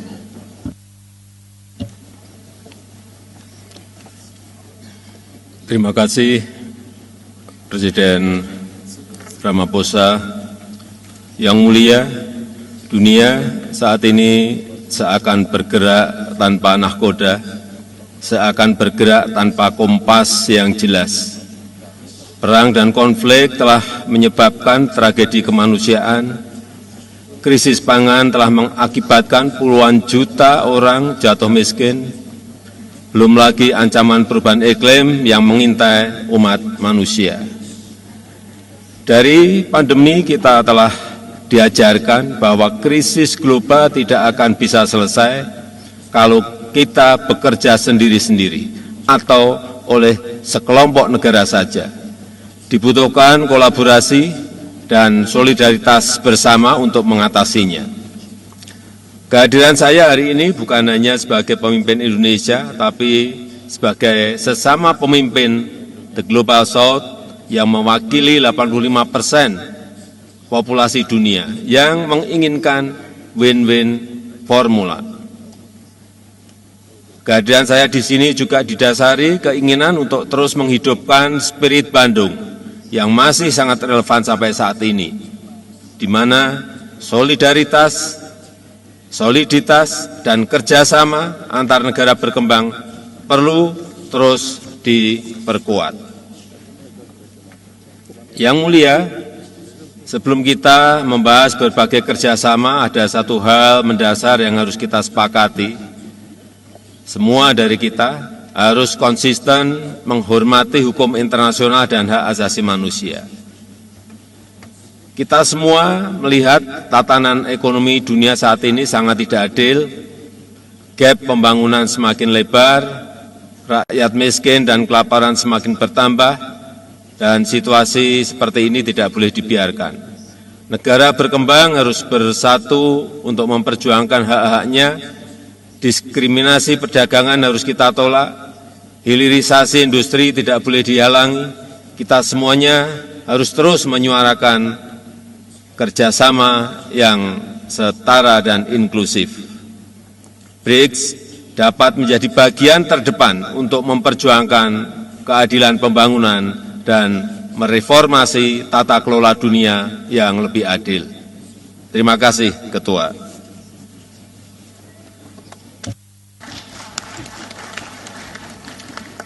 Thank you, President Widodo.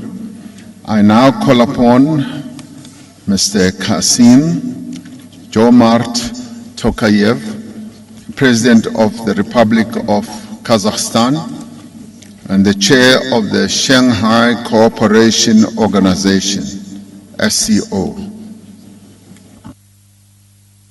Mr. President Cyril Ramaphosa, dear heads of delegations, thank you, Mr. President, for your invitation to this BRICS Plus dialogue.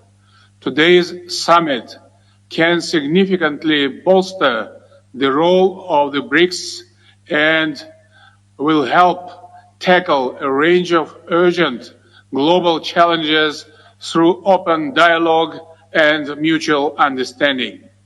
This summit takes place against a backdrop of mounting tensions in the international arena, marked by extensive political pressure, confrontation, and widespread use of sanctions.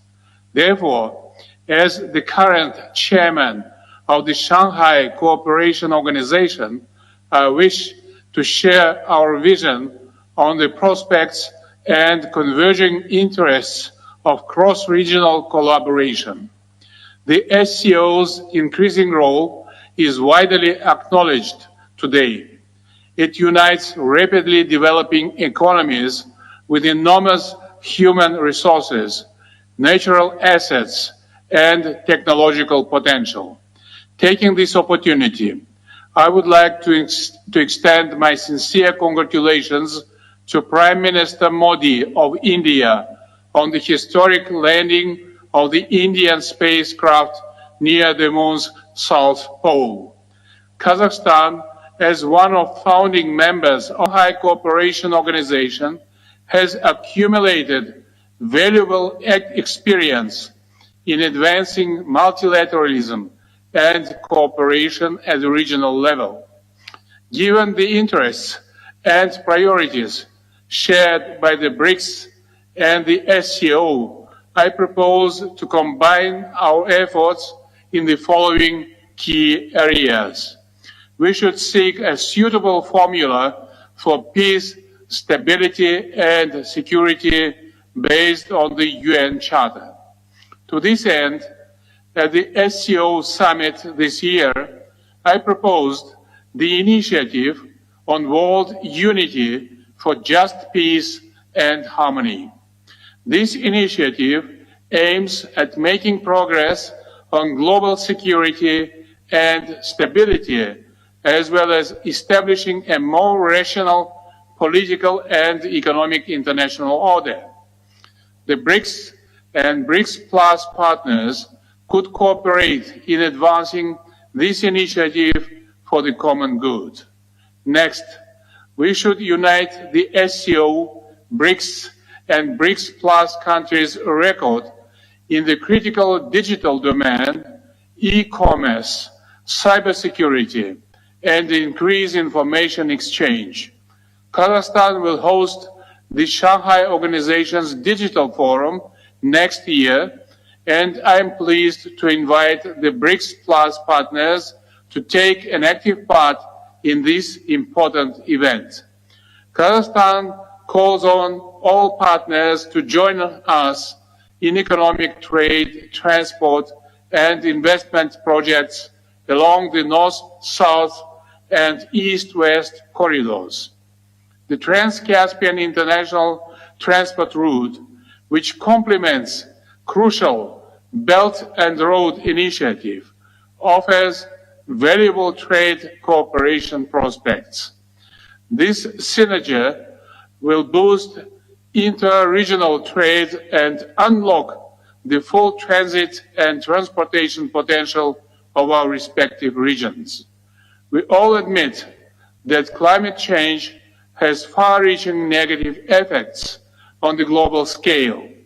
Over the past few years, the global South and Central Asia have seen an acceleration of severe droughts and other natural disasters. In this context, Kazakhstan has proposed to declare 2024 as the year of ecology in the SCO and spearhead efforts in addressing this pressing issue. The SCO Action Plan for the Year of Ecology is a timely initiative that I hope will resonate with the BRICS family. Finally, Against this backdrop, food security is gaining a special importance on the global agenda.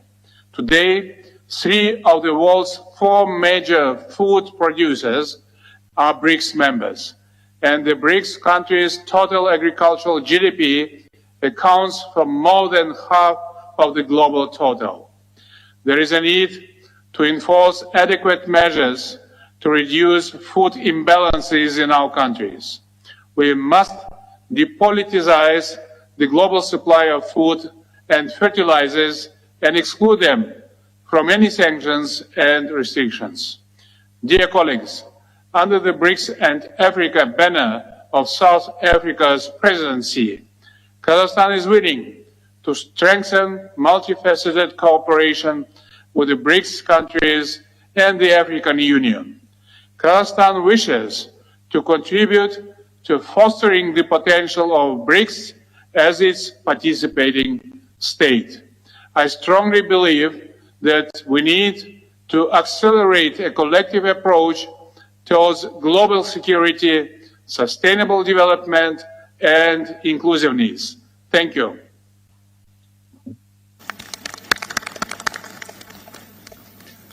Thank you, President Tokayev. I now call upon His Excellency President Hakainde Hichilema, the President of the Republic of Zambia, Chair of the Common Market for East and Southern African COMESA. Thank you very much, President Ramaphosa. Due recognition to you, other BRICS leaders, excellencies, heads of state and government, and all the dignitaries that are here from all our countries that are present or represented, and other organizations, UN, fully recognized. Thank you. First, let me congratulate President Ramaphosa for hosting this BRICS summit and inviting many of us to the summit. Thank you, President Ramaphosa.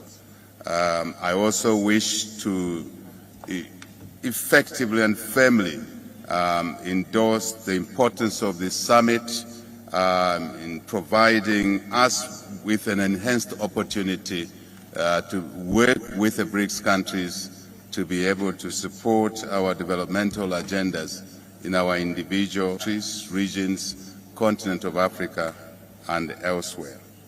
Mr. Chairman, we wish to express our appreciation that this forum provides to enhancing our partnership and in fostering development, as I said. And because of the importance of this platform, Mr. Chair, I simply want to express what we believe are critical. As Zambia, COMESA countries, we see this as a rare opportunity to address the challenges we've kept on talking about for a long time and on many platforms. One, that we need to reform the global order, in particular to address the inequities associated with critical ingredients to development, such as capital. The cost of capital is what I'm talking about. Africa, as we have already acknowledged, pays a higher cost of capital than any other on the globe. Certainly, the BRICS platform could and should be used to work through, to expedite the reform processes around this issue, which is inhibiting development, which our young populations much need to create opportunities for education, health, business, work, as it were, and other life-improving activities.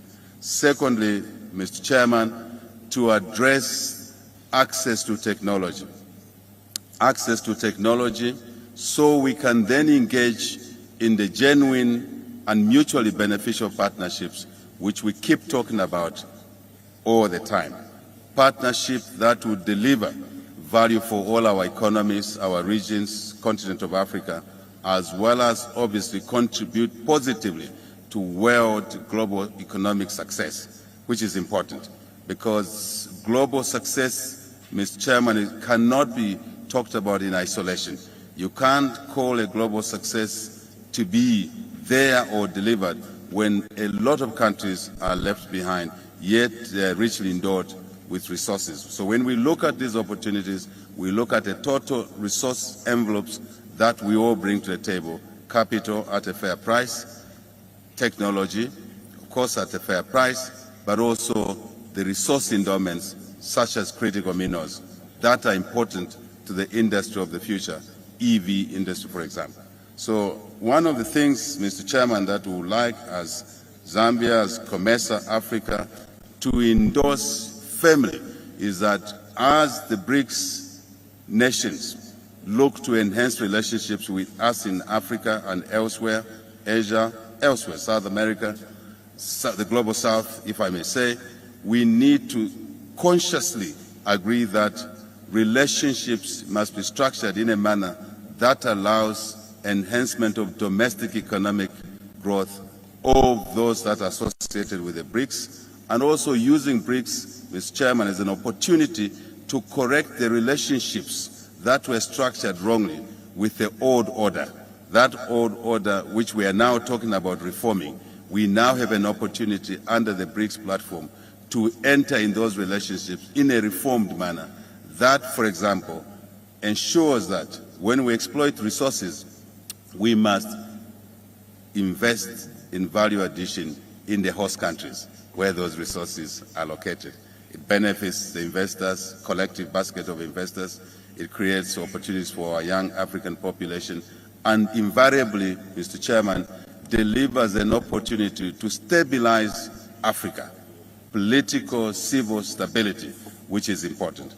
I want to conclude, in the interest of time, Mr. Chairman, to reiterate the fact that we now have an opportunity, once again, the globe has an opportunity once again with the BRICS platform to work together to realize the enormous opportunities within BRICS, Africa, Asia, South America, Global South, let's call it that, that would deliver mutual benefits for all our individual countries and, of course, the continent. No question about that. Mr. Chairman, all of this should happen in the environment of peace, security, and stability, once more, in our individual countries, regions, Africa, continents, elsewhere, and the global community. Thank you very much. Thank you, President. I now call upon Mr. Musa El-Koni, representing the Arab Maghreb Union. Please take the floor.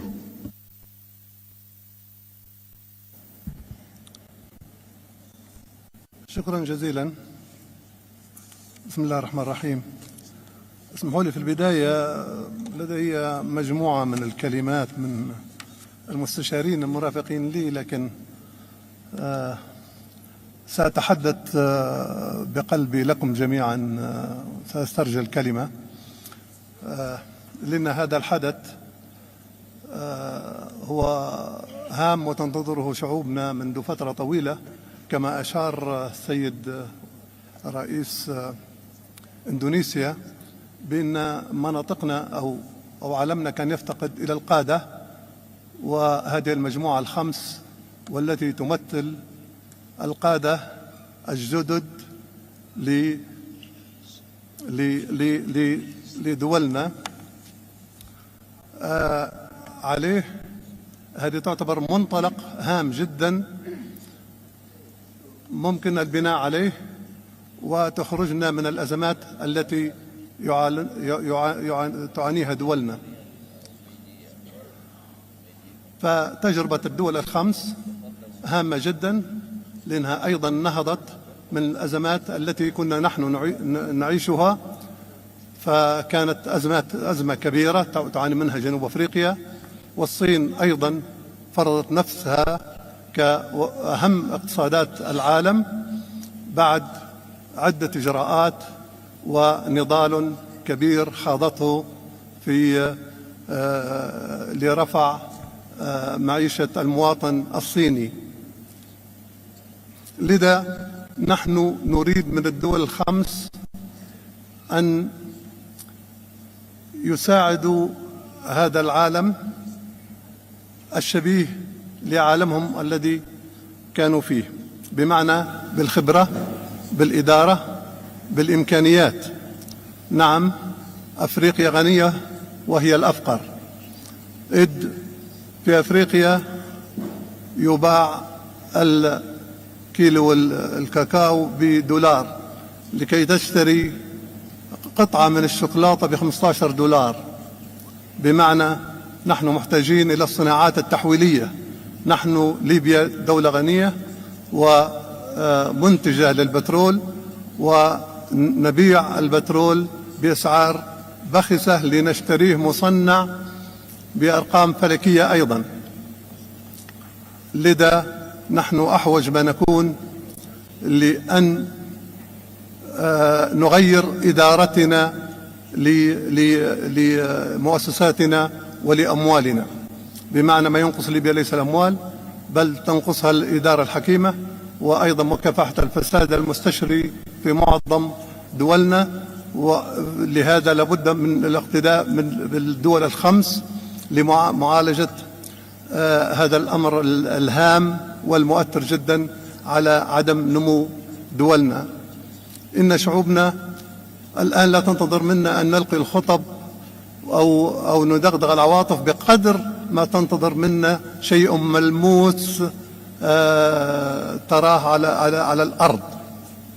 لذا هذا التجمع الكبير ولقائه اليوم مع مجموعة البريكس يعني أن نحن ندعم هذه المجموعة، بل نستعد الجميع للانضمام عليها. ولا يعني هذا بأي حال من الأحوال استعداء أي طرف كان أو أي طرف خارج هذه المجموعة، أو محاولة خلق عداوات مع أطراف الآن قد تتهجم على هذه المجموعة، أو ما تحاول القيام به من تنمية وقيادة حكيمة لشعوبها. نحن في ليبيا كما تعلمون صبر الشعب الليبي طويلا ثم انتفض، وكما ترون في دول الساحل أيضا الشعوب تنتفض يوميا، وهناك الكثير من الدول قد يحصل فيها ما حصل في ليبيا أو غيرها. عليه لابد من معالجة هذا الأمر من الأساس، وهو توفير الوظائف.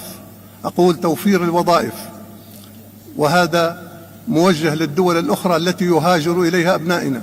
نحن لسنا سعداء بأن يموت أبنائنا في الصحاري وفي المناطق التي تشهد اقتتال ويتعرضون للخطر، أو يموتون في البحار، أو يتشردون في شوارع أوروبا. نحن نريد منكم أن تساعدونا في إقامة الصناعات الصغرى والمتوسطة والاهتمام بالزراعة والصيد البحري وسواها. فنحن نريد أبناؤنا أن يبقوا في أوطاننا. نحن أيضا لا نريد أن يدفع أبناء شعوبنا، خاصة الشعب الإفريقي أو سواه من آسيا أو غيرها وحتى أمريكا اللاتينية، أن يتعرضوا للخطر أو يموتوا على حدود الدول الغنية. فيجب أن تكون هذه المجموعة أن تنضم إلى أو تتحدث إلى الدول الكبرى الأخرى بأنها أن تعمل معنا بخطط واضحة وجلية ومفيدة لشعوبنا. وأشكركم شكرا جزيلا.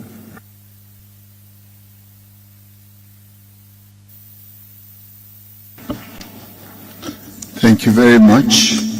I now call upon His Royal Highness Prince Faisal bin Farhan bin Abdullah Al Saud to take the floor, representing the League of Arab States and President of the Organization of Islamic Cooperation. Thank you, Chair. بسم الله الرحمن الرحيم، والصلاة والسلام على خاتم الأنبياء والمرسلين، فخامة الرئيس سيريل رامافوزا، أصحاب الفخامة والمعالي، السلام عليكم ورحمة الله وبركاته. بداية أود أن أنقل لكم تحيات سيدي خادم الحرمين الشريفين وصاحب السمو الملكي ولي العهد رئيس مجلس الوزراء حفظه الله، ونعبر عن تقدير المملكة للجهود المبذولة من قبل فخامة الرئيس سيريل رامافوزا لاستضافة وإنجاح هذه القمم، وعلى ما لقيناه من حسن الضيافة وحفاوة الاستقبال. تثمن المملكة الدور الذي تطلع به دول المجموعة في صحة الاقتصاد العالمي من منطلق ما تتمتع به من مقومات استراتيجية، ونتطلع في المملكة لأن تمهد القمم المشتركة لبحث سبل تعزيز التنسيق والتشاور والعلاقات القائمة على الاحترام المتبادل، وكذلك استكشاف فرص تعميق التعاون في كافة المجالات وخاصة الاقتصادية والمالية والاقتصادية. يأتي ذلك في إطار سعي المملكة الدؤوب للتأكيد على أهمية العمل الجماعي وتفعيل أطر التعاون المتعدد الأطراف لتجاوز التحديات المشتركة وتوفير ظروف الأمن والاستقرار الداعمة لمسارات التنمية والتقدم الاقتصادي. ويعد ذلك التوجه رافدا أساسيا لرؤية المملكة الطموحة 2030، وينعكس على حرصها لممارسة مسؤولياتها تجاه استدامة التعاون الدولي والمحافظة على صحة الاقتصاد العالمي من منطلق دورها الفاعل في المنظمات الإقليمية والدولية وانفتاحها نحو التعاون البناء مع الجميع. تمتلك المملكة الإمكانيات التي تجعل اقتصادها واعدا من حيث المساحة والكثافة السكانية والموقع الجغرافي الذي يربط بين 3 قارات، وما تتيح الممرات المائية المحاذية لها من دور في تيسير حركة التجارة العالمية، علاوة على ما تتمتع به من موارد طبيعية ممكنة لمشاريع الطاقة والتعدين والطاقة المجددة والبنية التحتية. إن المملكة تمضي قدما بخطوات واثقة نحو تحقيق الأهداف العالمية للتنمية المستدامة وتعزيز رفاهية الشعوب بامتلاك أدوات فعالة ودور مسؤول في تحقيق استقرار أسواق الطاقة والاستمرار في كونها مصدرا آمنا موثوقا لإمداد الطاقة من جميع المصادر، مع تركيز استثماراتها على الطاقة المتجددة. كما وظفت المملكة قدراتها المالية وعضوياتها في المؤسسات المالية الدولية، وعملت على بناء صناديق سيادية تحوي استثمارات عالمية ذات كفاءة بما يسهم في زيادة تدفقات الاستثمارات ويعزز التبادل الاقتصادي مع الدول. تتمتع المملكة بصداقة قوية وعلاقات تجارية وشراكات استراتيجية مع كافة دول المجموعة، وتعتز المملكة بكونها أكبر شريك تجاري لمجموعة بريكس بمنطقة الشرق الأوسط، بإجمالي التجارة الثنائية مع دول المجموعة تجاوز 160 مليار دولار في عام 2022، الأمر الذي يعكس علاقة متينة مع المجموعة. ونتطلع إلى تطوير هذا التعاون بما يخلق فرص تنموية واقتصادية جديدة ترتقي بعلاقاتنا نحو الطموح المأمول. إن العلاقة الاستراتيجية المتميزة بين المملكة ودول مجموعة بريكس تعزز أطر المبادئ المشتركة، ومن أبرزها الإيمان الراسخ بمبدأ احترام سيادة الدول واستقلالها وعدم التدخل في شؤونها، والتمسك بمبادئ القانون الدولي وتسوية النزاعات بالطرق السلمية، والحرص على صون السلم والأمن الدولي، واتخاذ أفضل الأطر الدبلوماسية متعددة الأطراف من أجل تحقيق التعاون الأمثل والتنمية المشتركة الفعالة. تتضمن أجندة هذه القمم الواعدة العديد من المقترحات القيمة التي تستهدف التعاون من أجل النمو المتسارع والتنمية المستدامة والتعددية الشاملة، مما يصب في مصلحة شعوبنا. لذا تؤكد المملكة على ضرورة مواجهة التحديات التي تعيق تحقيق التنمية المستدامة وتعطل التعاون الدولي من خلال تضافر العمل الجماعي الفعال والشراكات البناءة لمعالجة التحديات المشتركة مثل الفقر والأمن الغذائي وأمن الطاقة والتغيير المناخي وغيرها، مع الأخذ باعتبار بأن الدول النامية تتأثر أكثر من غيرها عندما يتراجع التعاون الدولي ويتصاعد التنافس ويقل الاستقرار. ختاما، نتطلع أن تمهد هذه القمم لشراكة أكثر فاعلية وتنوعا بين دولنا، وأن تسهم جهودنا في توسيع مجالات التعاون بما يعظم مصالحنا المشتركة ويعزز السلم والتعاون الدولي. والسلام عليكم ورحمة الله وبركاته.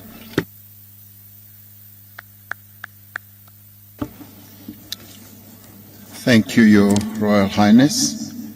I now call upon His Excellency Ms. Dilma Rousseff, President of the New Development Bank.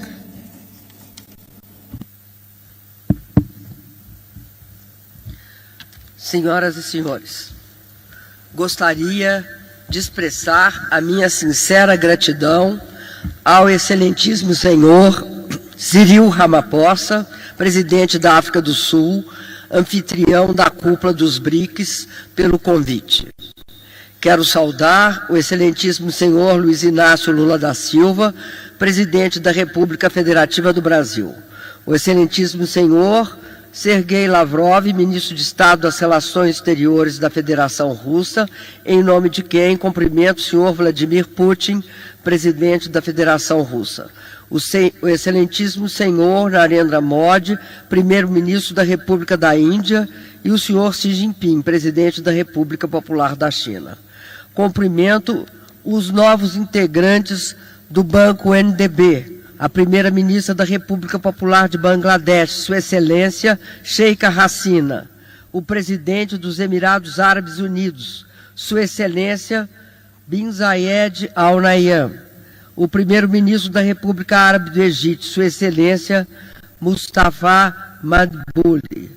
Cumprimento também todos os novos integrantes dos países BRICS, a Argentina, a República Árabe do Egito, a Etiópia, a República Islâmica do Irã, a Arábia Saudita e os Emirados Árabes Unidos. Ao saudar Sua Excelência, o senhor Antônio Guterres, secretário-geral da ONU, cumprimento os dignatários e líderes de organizações internacionais, ilustres participantes, funcionários governamentais dos países presentes, representantes de países africanos, acadêmicos, parceiros de desenvolvimento e membros da imprensa e dos meios de comunicação. Senhoras e senhores, os BRICS e o Banco NDB faz parte da minha história. Quando era presidenta do Brasil, tive a felicidade de sediar a cúpula de Fortaleza em 2014, ocasião em que os líderes BRICS deram vida ao NDB, ou o Banco dos BRICS. Agora, como presidenta do NDB, tenho a oportunidade de levar adiante a visão que animou os países fundadores e materializá-la em ações concretas em prol dos BRICS e dos países do Sul Global. E quero falar hoje sobre a estratégica importância para o Sul Global do desenvolvimento do continente africano, que foi ferido ao longo da história pelo colonialismo, pela desenfreada exploração e até pela mais vergonhosa escravidão. A África é de onde viemos. E este século XXI é o resgate definitivo deste continente. Por isso, é um grande prazer, como presidente do NDB, me dirigir ao BRICS-Africa Outreach and BRICS Plus Dialogue. O mundo passa por um momento muito difícil. Vivemos uma crise de múltiplas dimensões. A combinação de grave crise climática, aumento brutal da desigualdade, baixo crescimento, protecionismo com fratura das cadeias globais de valor, conflitos geopolíticos e sanções desenfreadas. Tudo isso levando ao protecionismo e à fragmentação geopolítica. A insegurança e a instabilidade passaram a ser a regra e não a exceção, criando enormes dificuldades, mas também criando um momento de grande oportunidade para o desenvolvimento do Sul Global, se soubermos enfrentar os desafios. Nesse contexto, os BRICS se tornam ainda mais relevantes, uma oportunidade de modificar esse panorama. Os BRICS, os países BRICS, fazem a diferença, representam mais de 46% agora da população mundial e cerca de 35% do PIB. Em termos de paridade de poder de compra, estima-se que as economias do BRICS sejam coletivamente maiores do que a economia agregada dos países do G7. A expansão dos BRICS é uma força do Sul Global que jamais poderá ser ignorada. Nesse sentido, as relações econômicas, sociais e culturais entre os países dos BRICS, o Sul Global e especificamente agora o continente africano, têm uma base histórica profunda. A África, como já disse, é o berço da humanidade. e também uma parte fundamental da solução para o nosso futuro. O advento dos BRICS e o crescente aumento do protagonismo da África como ator global suscita a esperança de novas possibilidades ao desenvolvimento do continente e do mundo. Os BRICS e os países africanos compartilham uma visão comum de uma comunidade global, dinâmica, inclusiva e sustentável. A legítima busca dos países africanos por agregar valor às suas riquezas vai gerar a necessária prosperidade. É urgente uma nova arquitetura financeira que canalize os recursos necessários para explorar a infraestrutura física e digital, viabilize a ampliação da educação, apoie o empreendedorismo. O Banco NDB, chamado também Banco dos BRICS, é parte fundamental dessa solução. Nessa empreitada, este grupo constitui um elemento estratégico que pode ampliar os resultados positivos que vêm se produzindo. Nos últimos anos, por exemplo, os BRICS expandiram seu envolvimento econômico na África. Em 2010, a parcela dos BRICS no estoque de investimento estrangeiro direto no continente africano era de 4,9% do total mundial. Em 2021, chegou a 8,8%, e deve e pode subir muito mais. Quanto ao comércio internacional, entre 2010 e 2022, a compra e venda de mercadoria entre os países dos BRICS e a África aumentou de 280 bilhões de dólares para 473 bilhões de dólares. Os BRICS são bons parceiros comerciais da África e têm muito espaço e oportunidades para avançar. Sabemos que, apesar desses resultados alcançados, não são poucos os desafios a superar. Um deles está relacionado, como já disse, à expansão dos mecanismos de financiamento, notadamente utilizando as moedas locais e outros instrumentos financeiros que eventualmente possam ser criados, de forma a constituir um novo sistema financeiro mais multilateral e inclusivo. Outro aspecto é permitir cada vez mais que projetos conjuntos entre vários países possam ser realizados, como é o caso dos projetos de infraestrutura de caráter interregional. Aqui, no continente africano, por exemplo, temos o maior potencial hidrelétrico não aproveitado do planeta. Trata-se da bacia hidrográfica do complexo de Inga, que pode garantir energia renovável, contínua, de base segura e módica. Este aproveitamento é 3 vezes o aproveitamento de Itaipu no Brasil e 2 vezes o de Três Gargantas na China, que são os 2 maiores do mundo até agora. Inga é capaz de servir de lastro energético a todo um continente, porque é 2 vezes, como eu disse, Três Gargantas e 3 vezes Itaipu. Vale destacar ainda que o Sul Global precisa buscar agregar valor às suas riquezas e ao seu manancial de sustentabilidade. E, nesse sentido, é hora também de buscarmos uma reindustrialização com novas características. Torna-se evidente a necessidade de estabelecer, portanto, um novo modelo de financiamento que promova esses projetos renováveis, eficientes e que tenham conexão com o desenvolvimento das pessoas e também dos países. Isso permitirá acelerar o rumo da integração regional, além de aprofundar as parcerias do Sul Global. Esses projetos renováveis, eficientes e que tenham o Banco Africano de Desenvolvimento, o Banco Islâmico de Desenvolvimento e o NDB, por exemplo, são estratégicas na busca de um reequilíbrio mais justo e inclusivo da ordem financeira internacional. O MDB é o primeiro banco de desenvolvimento criado por e para economias emergentes. As prioridades do NDB estão alinhadas com a Agenda 2063 da União Africana. O NDB apoia projetos que reduzam as desigualdades sociais e de gêneros, garantam acesso aos serviços de saúde, educação e moradia e contribuam para melhorar os padrões de vida das grandes comunidades de pessoas excluídas que ainda existem nos países do Sul Global, na África, na Ásia e na minha América Latina. Mais uma vez, quero dizer, sinto-me profundamente honrada por ser presidenta do novo Banco de Desenvolvimento e por estar aqui na África. Estamos juntos para trabalhar pela redução das desigualdades, a geração de empregos, o crescimento econômico dos países membros. E nós sabemos que desenvolvimento só tem sentido se for sustentável e inclusivo.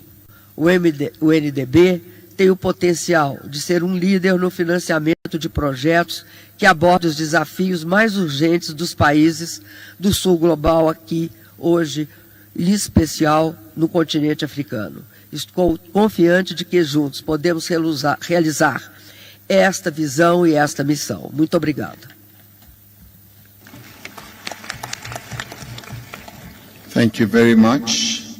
We now move forward to a statement by the Vice President of the African Development Bank, Mr. Solomon Kino, who will take the floor. Thank you very much, Your Excellencies, leaders of the BRICS nations, Your Excellencies, leaders from across Africa, Your Excellencies, leaders of the Global South, all other dignitaries. I'm here representing President Akinwumi Adesina, President of the African Development Bank Group, who unfortunately could not attend in person because of extenuating circumstances. So I will therefore read the following statement on his behalf. The theme, BRICS in Africa, Partnership for Mutually Accelerated Growth, Sustainable Development, and Inclusive Multilateralism, could not be more appropriate. In a world that is moving and changing at hyperspeed, growth and development require the proverbial village working in tandem. So within this context, the African Development Bank, in conjunction with several partners, is innovatively addressing Africa's critical development challenges, well articulated in the African Union's Agenda 2063, and also being prioritized within what we call the African Development Bank's strategic high-five priorities, which are, one, to light up and empower Africa, to feed Africa, to industrialize Africa, which we have been talking about today significantly, to integrate Africa, and also to improve the quality of life for the people of Africa. To date, more than 350 million Africans have been impacted positively from the Agenda 2063 being implemented through the strategic high-five priorities of the African Development Bank. As a continent, we've had to contend with a simultaneous triple C's. That is COVID, conflict, and climate change.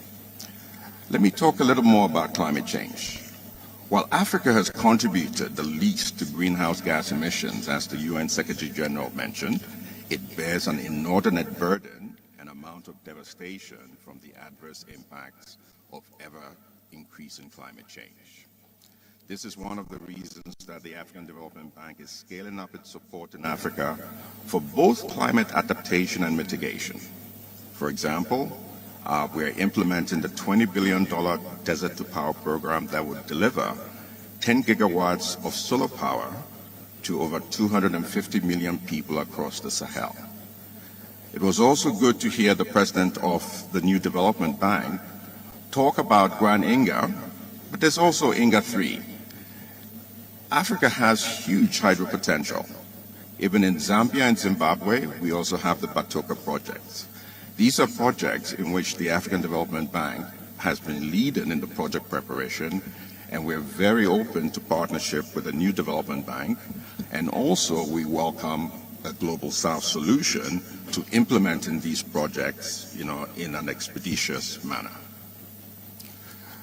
But public sector alone is not going to solve the development challenges in Africa. Private sector has a strong role. This is why in 2018, the African Development Bank founded an innovative and highly acclaimed Africa Investment Forum, which to date has mobilized investment interest in excess of $142 billion. we would like to thank His Excellency President Ramaphosa for graciously chairing and hosting the first two forums. I take this opportunity to invite all of you to this year's forum in Morocco on November 8th to 10th. We continue to provide leadership as the African Union's anchor institution on the goal of integrating Africa. We have built several thousands of kilometers of cross-border roads and electricity transmission lines, and are also investing in railways and waterways. Through the African Stock Exchanges Linkages Project, we have connected 8 African stock exchanges with an aggregated market capitalization of $1.3 billion from Johannesburg to Cairo, and we have also supported the African Continental Free Trade Area Secretariat in its establishment and also to operationalize the CFTA.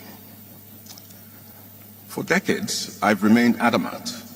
No bird can fly with one wing. Likewise, nations and institutions. To address inequitable growth head-on, our affirmative finance action for women in Africa, popularly called AFAWA, has deployed over $1.1 billion of financing to women-owned businesses, and we have also started rolling out the innovative youth entrepreneurship investment banks to provide opportunities for youth entrepreneurs, given the youth democratic and demographic dividend that we have in Africa. As we scale up our development support efforts, it's important that reforms of the global financial architecture are also implemented, which we've heard from the UN Secretary General and also the President of the new Development Bank.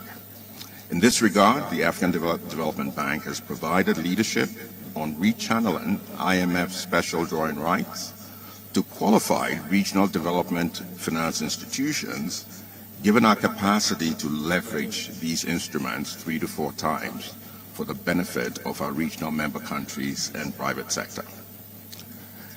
In conclusion, in Africa, the baobab tree is one of the largest trees. To encircle it, it doesn't take one pair of hands, it takes many hands joined together. So as I end, I would like to emphasize the power of partnerships, and we look forward to such with the new Development Bank. Thank you, and God bless.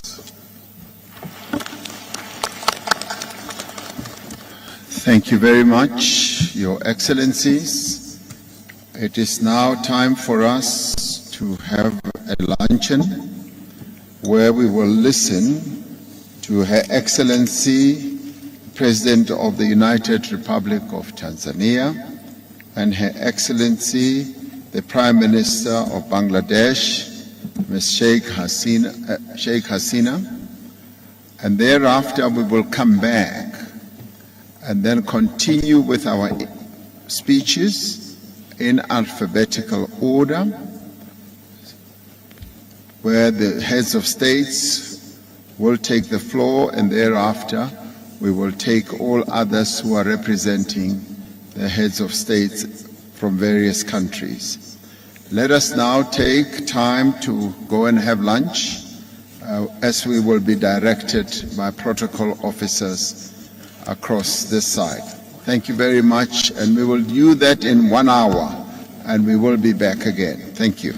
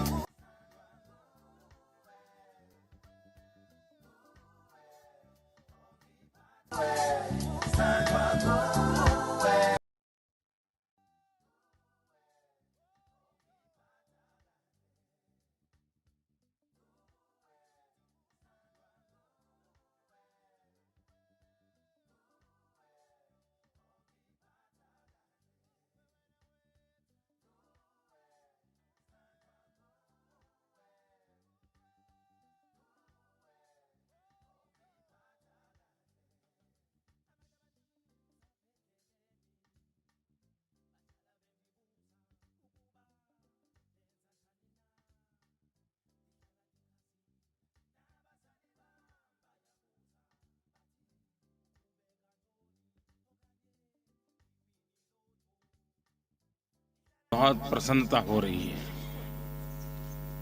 मैं राष्ट्रपति Ramaphosa का हृदय से अभिनंदन करता हूं कि उन्होंने ब्रिक्स आउटरीच समिट के अफ्रीका, एशिया, लैटिन अमेरिका के देशों के साथ विचार साझा करने का अवसर दिया है।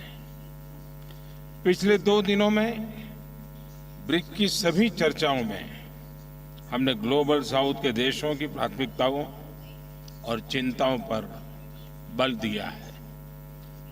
हमारा मानना है कि ब्रिक्स द्वारा इन मुद्दों पर विशेष महत्व दिए जाना वर्तमान समय की जरूरत है। हमने ब्रिक्स फोरम के विस्तार करने का भी निर्णय लिया है। हम सभी नए पार्टनर देशों का स्वागत करते हैं। ये ग्लोबल इंस्टीट्यूशंस और फोरम्स को रिप्रेजेंटेटिव और इंक्लूसिव बनाने की हमारी कोशिशों की तरफ एक पहल है। एक्सेलेंसीज, जब हम ग्लोबल साउथ शब्द का प्रयोग करते हैं तो ये मात्र डिप्लोमेटिक टर्म्स नहीं है। हमारे साझा इतिहास में हमने उपनिवेशवाद और रंगभेद का मिलकर विरोध किया है। अफ्रीका की भूमि पर ही महात्मा गांधी ने अहिंसा और पीसफुल रेजिस्टेंस जैसी शक्तिशाली अवधारणाओं को विकसित किया, परखा और भारत के फ्रीडम स्ट्रगल के इस्तेमाल किया। उनकी सोच और विचारों ने नेल्सन मंडेला जैसे महान नेता को प्रेरित किया। इतिहास के इस मजबूत आधार पर हम अपने आधुनिक संबंधों को एक नया स्वरूप दे रहे हैं। एक्सेलेंसी, भारत ने अफ्रीका के साथ संबंधों को उच्च प्राथमिकता दी है। उच्च स्तरीय बैठकों के साथ साथ हमने अफ्रीका में 16 नए दूतावास खोले हैं। आज भारत अफ्रीका का चौथा सबसे बड़ा ट्रेड पार्टनर है और 5वां सबसे बड़ा निवेशक देश है। सूडान, बुरुंडी और रवांडा में पावर प्रोजेक्ट्स में हो या इथियोपिया और मलावी में शुगर प्लांट्स, मोजाम्बिक, कोत दीवार और एस्वातिनी में टेक्नोलॉजी पार्क्स हो या तंजानिया और युगांडा में भारतीय विश्वविद्यालयों द्वारा बनाए गए कैंपस, भारत ने अफ्रीका के देशों की कैपेसिटी बिल्डिंग और इंफ्रास्ट्रक्चर डेवलपमेंट को हमेशा प्राथमिकता दी है। एजेंडा 2063 के अंतर्गत अफ्रीका को भविष्य का ग्लोबल पावर हाउस बनाने की यात्रा में भारत एक विश्वसनीय और करीबी साझेदार है। अफ्रीका में डिजिटल डिवाइड कम करने के लिए हमने टेली एजुकेशन और टेली मेडिसिन में 15,000 से भी अधिक स्कॉलरशिप प्रदान की है। हमने नाइजीरिया, इथियोपिया और तंजानिया में डिफेंस एकेडमीज और कॉलेजेस का निर्माण किया है। Botswana, Namibia, Uganda, Lesotho, Zambia, Mauritius, Seychelles और तंजानिया में प्रशिक्षण के लिए टीम्स डिप्लॉय की है। लगभग 4,400 भारतीय पीसकीपर्स, जिनमें महिलाएं भी शामिल हैं, अफ्रीका में शांति और स्थिरता बहाल करने के लिए अपना योगदान दे रहे हैं। आतंकवाद और पायरेसी के विरुद्ध लड़ाई में भी हम अफ्रीका के देशों के साथ मिलकर काम कर रहे हैं। कोविड महामारी के मुश्किल समय में हमने अनेक देशों को खाद्य पदार्थों और वैक्सीन की आपूर्ति की। अब हम अफ्रीकी देशों के साथ मिलकर कोविड और अन्य वैक्सीन की जॉइंट मैन्युफैक्चरिंग पर भी काम कर रहे हैं। मोजाम्बिक और मालावी में साइक्लोन हो या मेडागास्कर में फ्लड्स, भारत फर्स्ट रिस्पॉन्डर के रूप में सदैव अफ्रीका के साथ कंधे से कंधा मिलाकर खड़ा रहा है।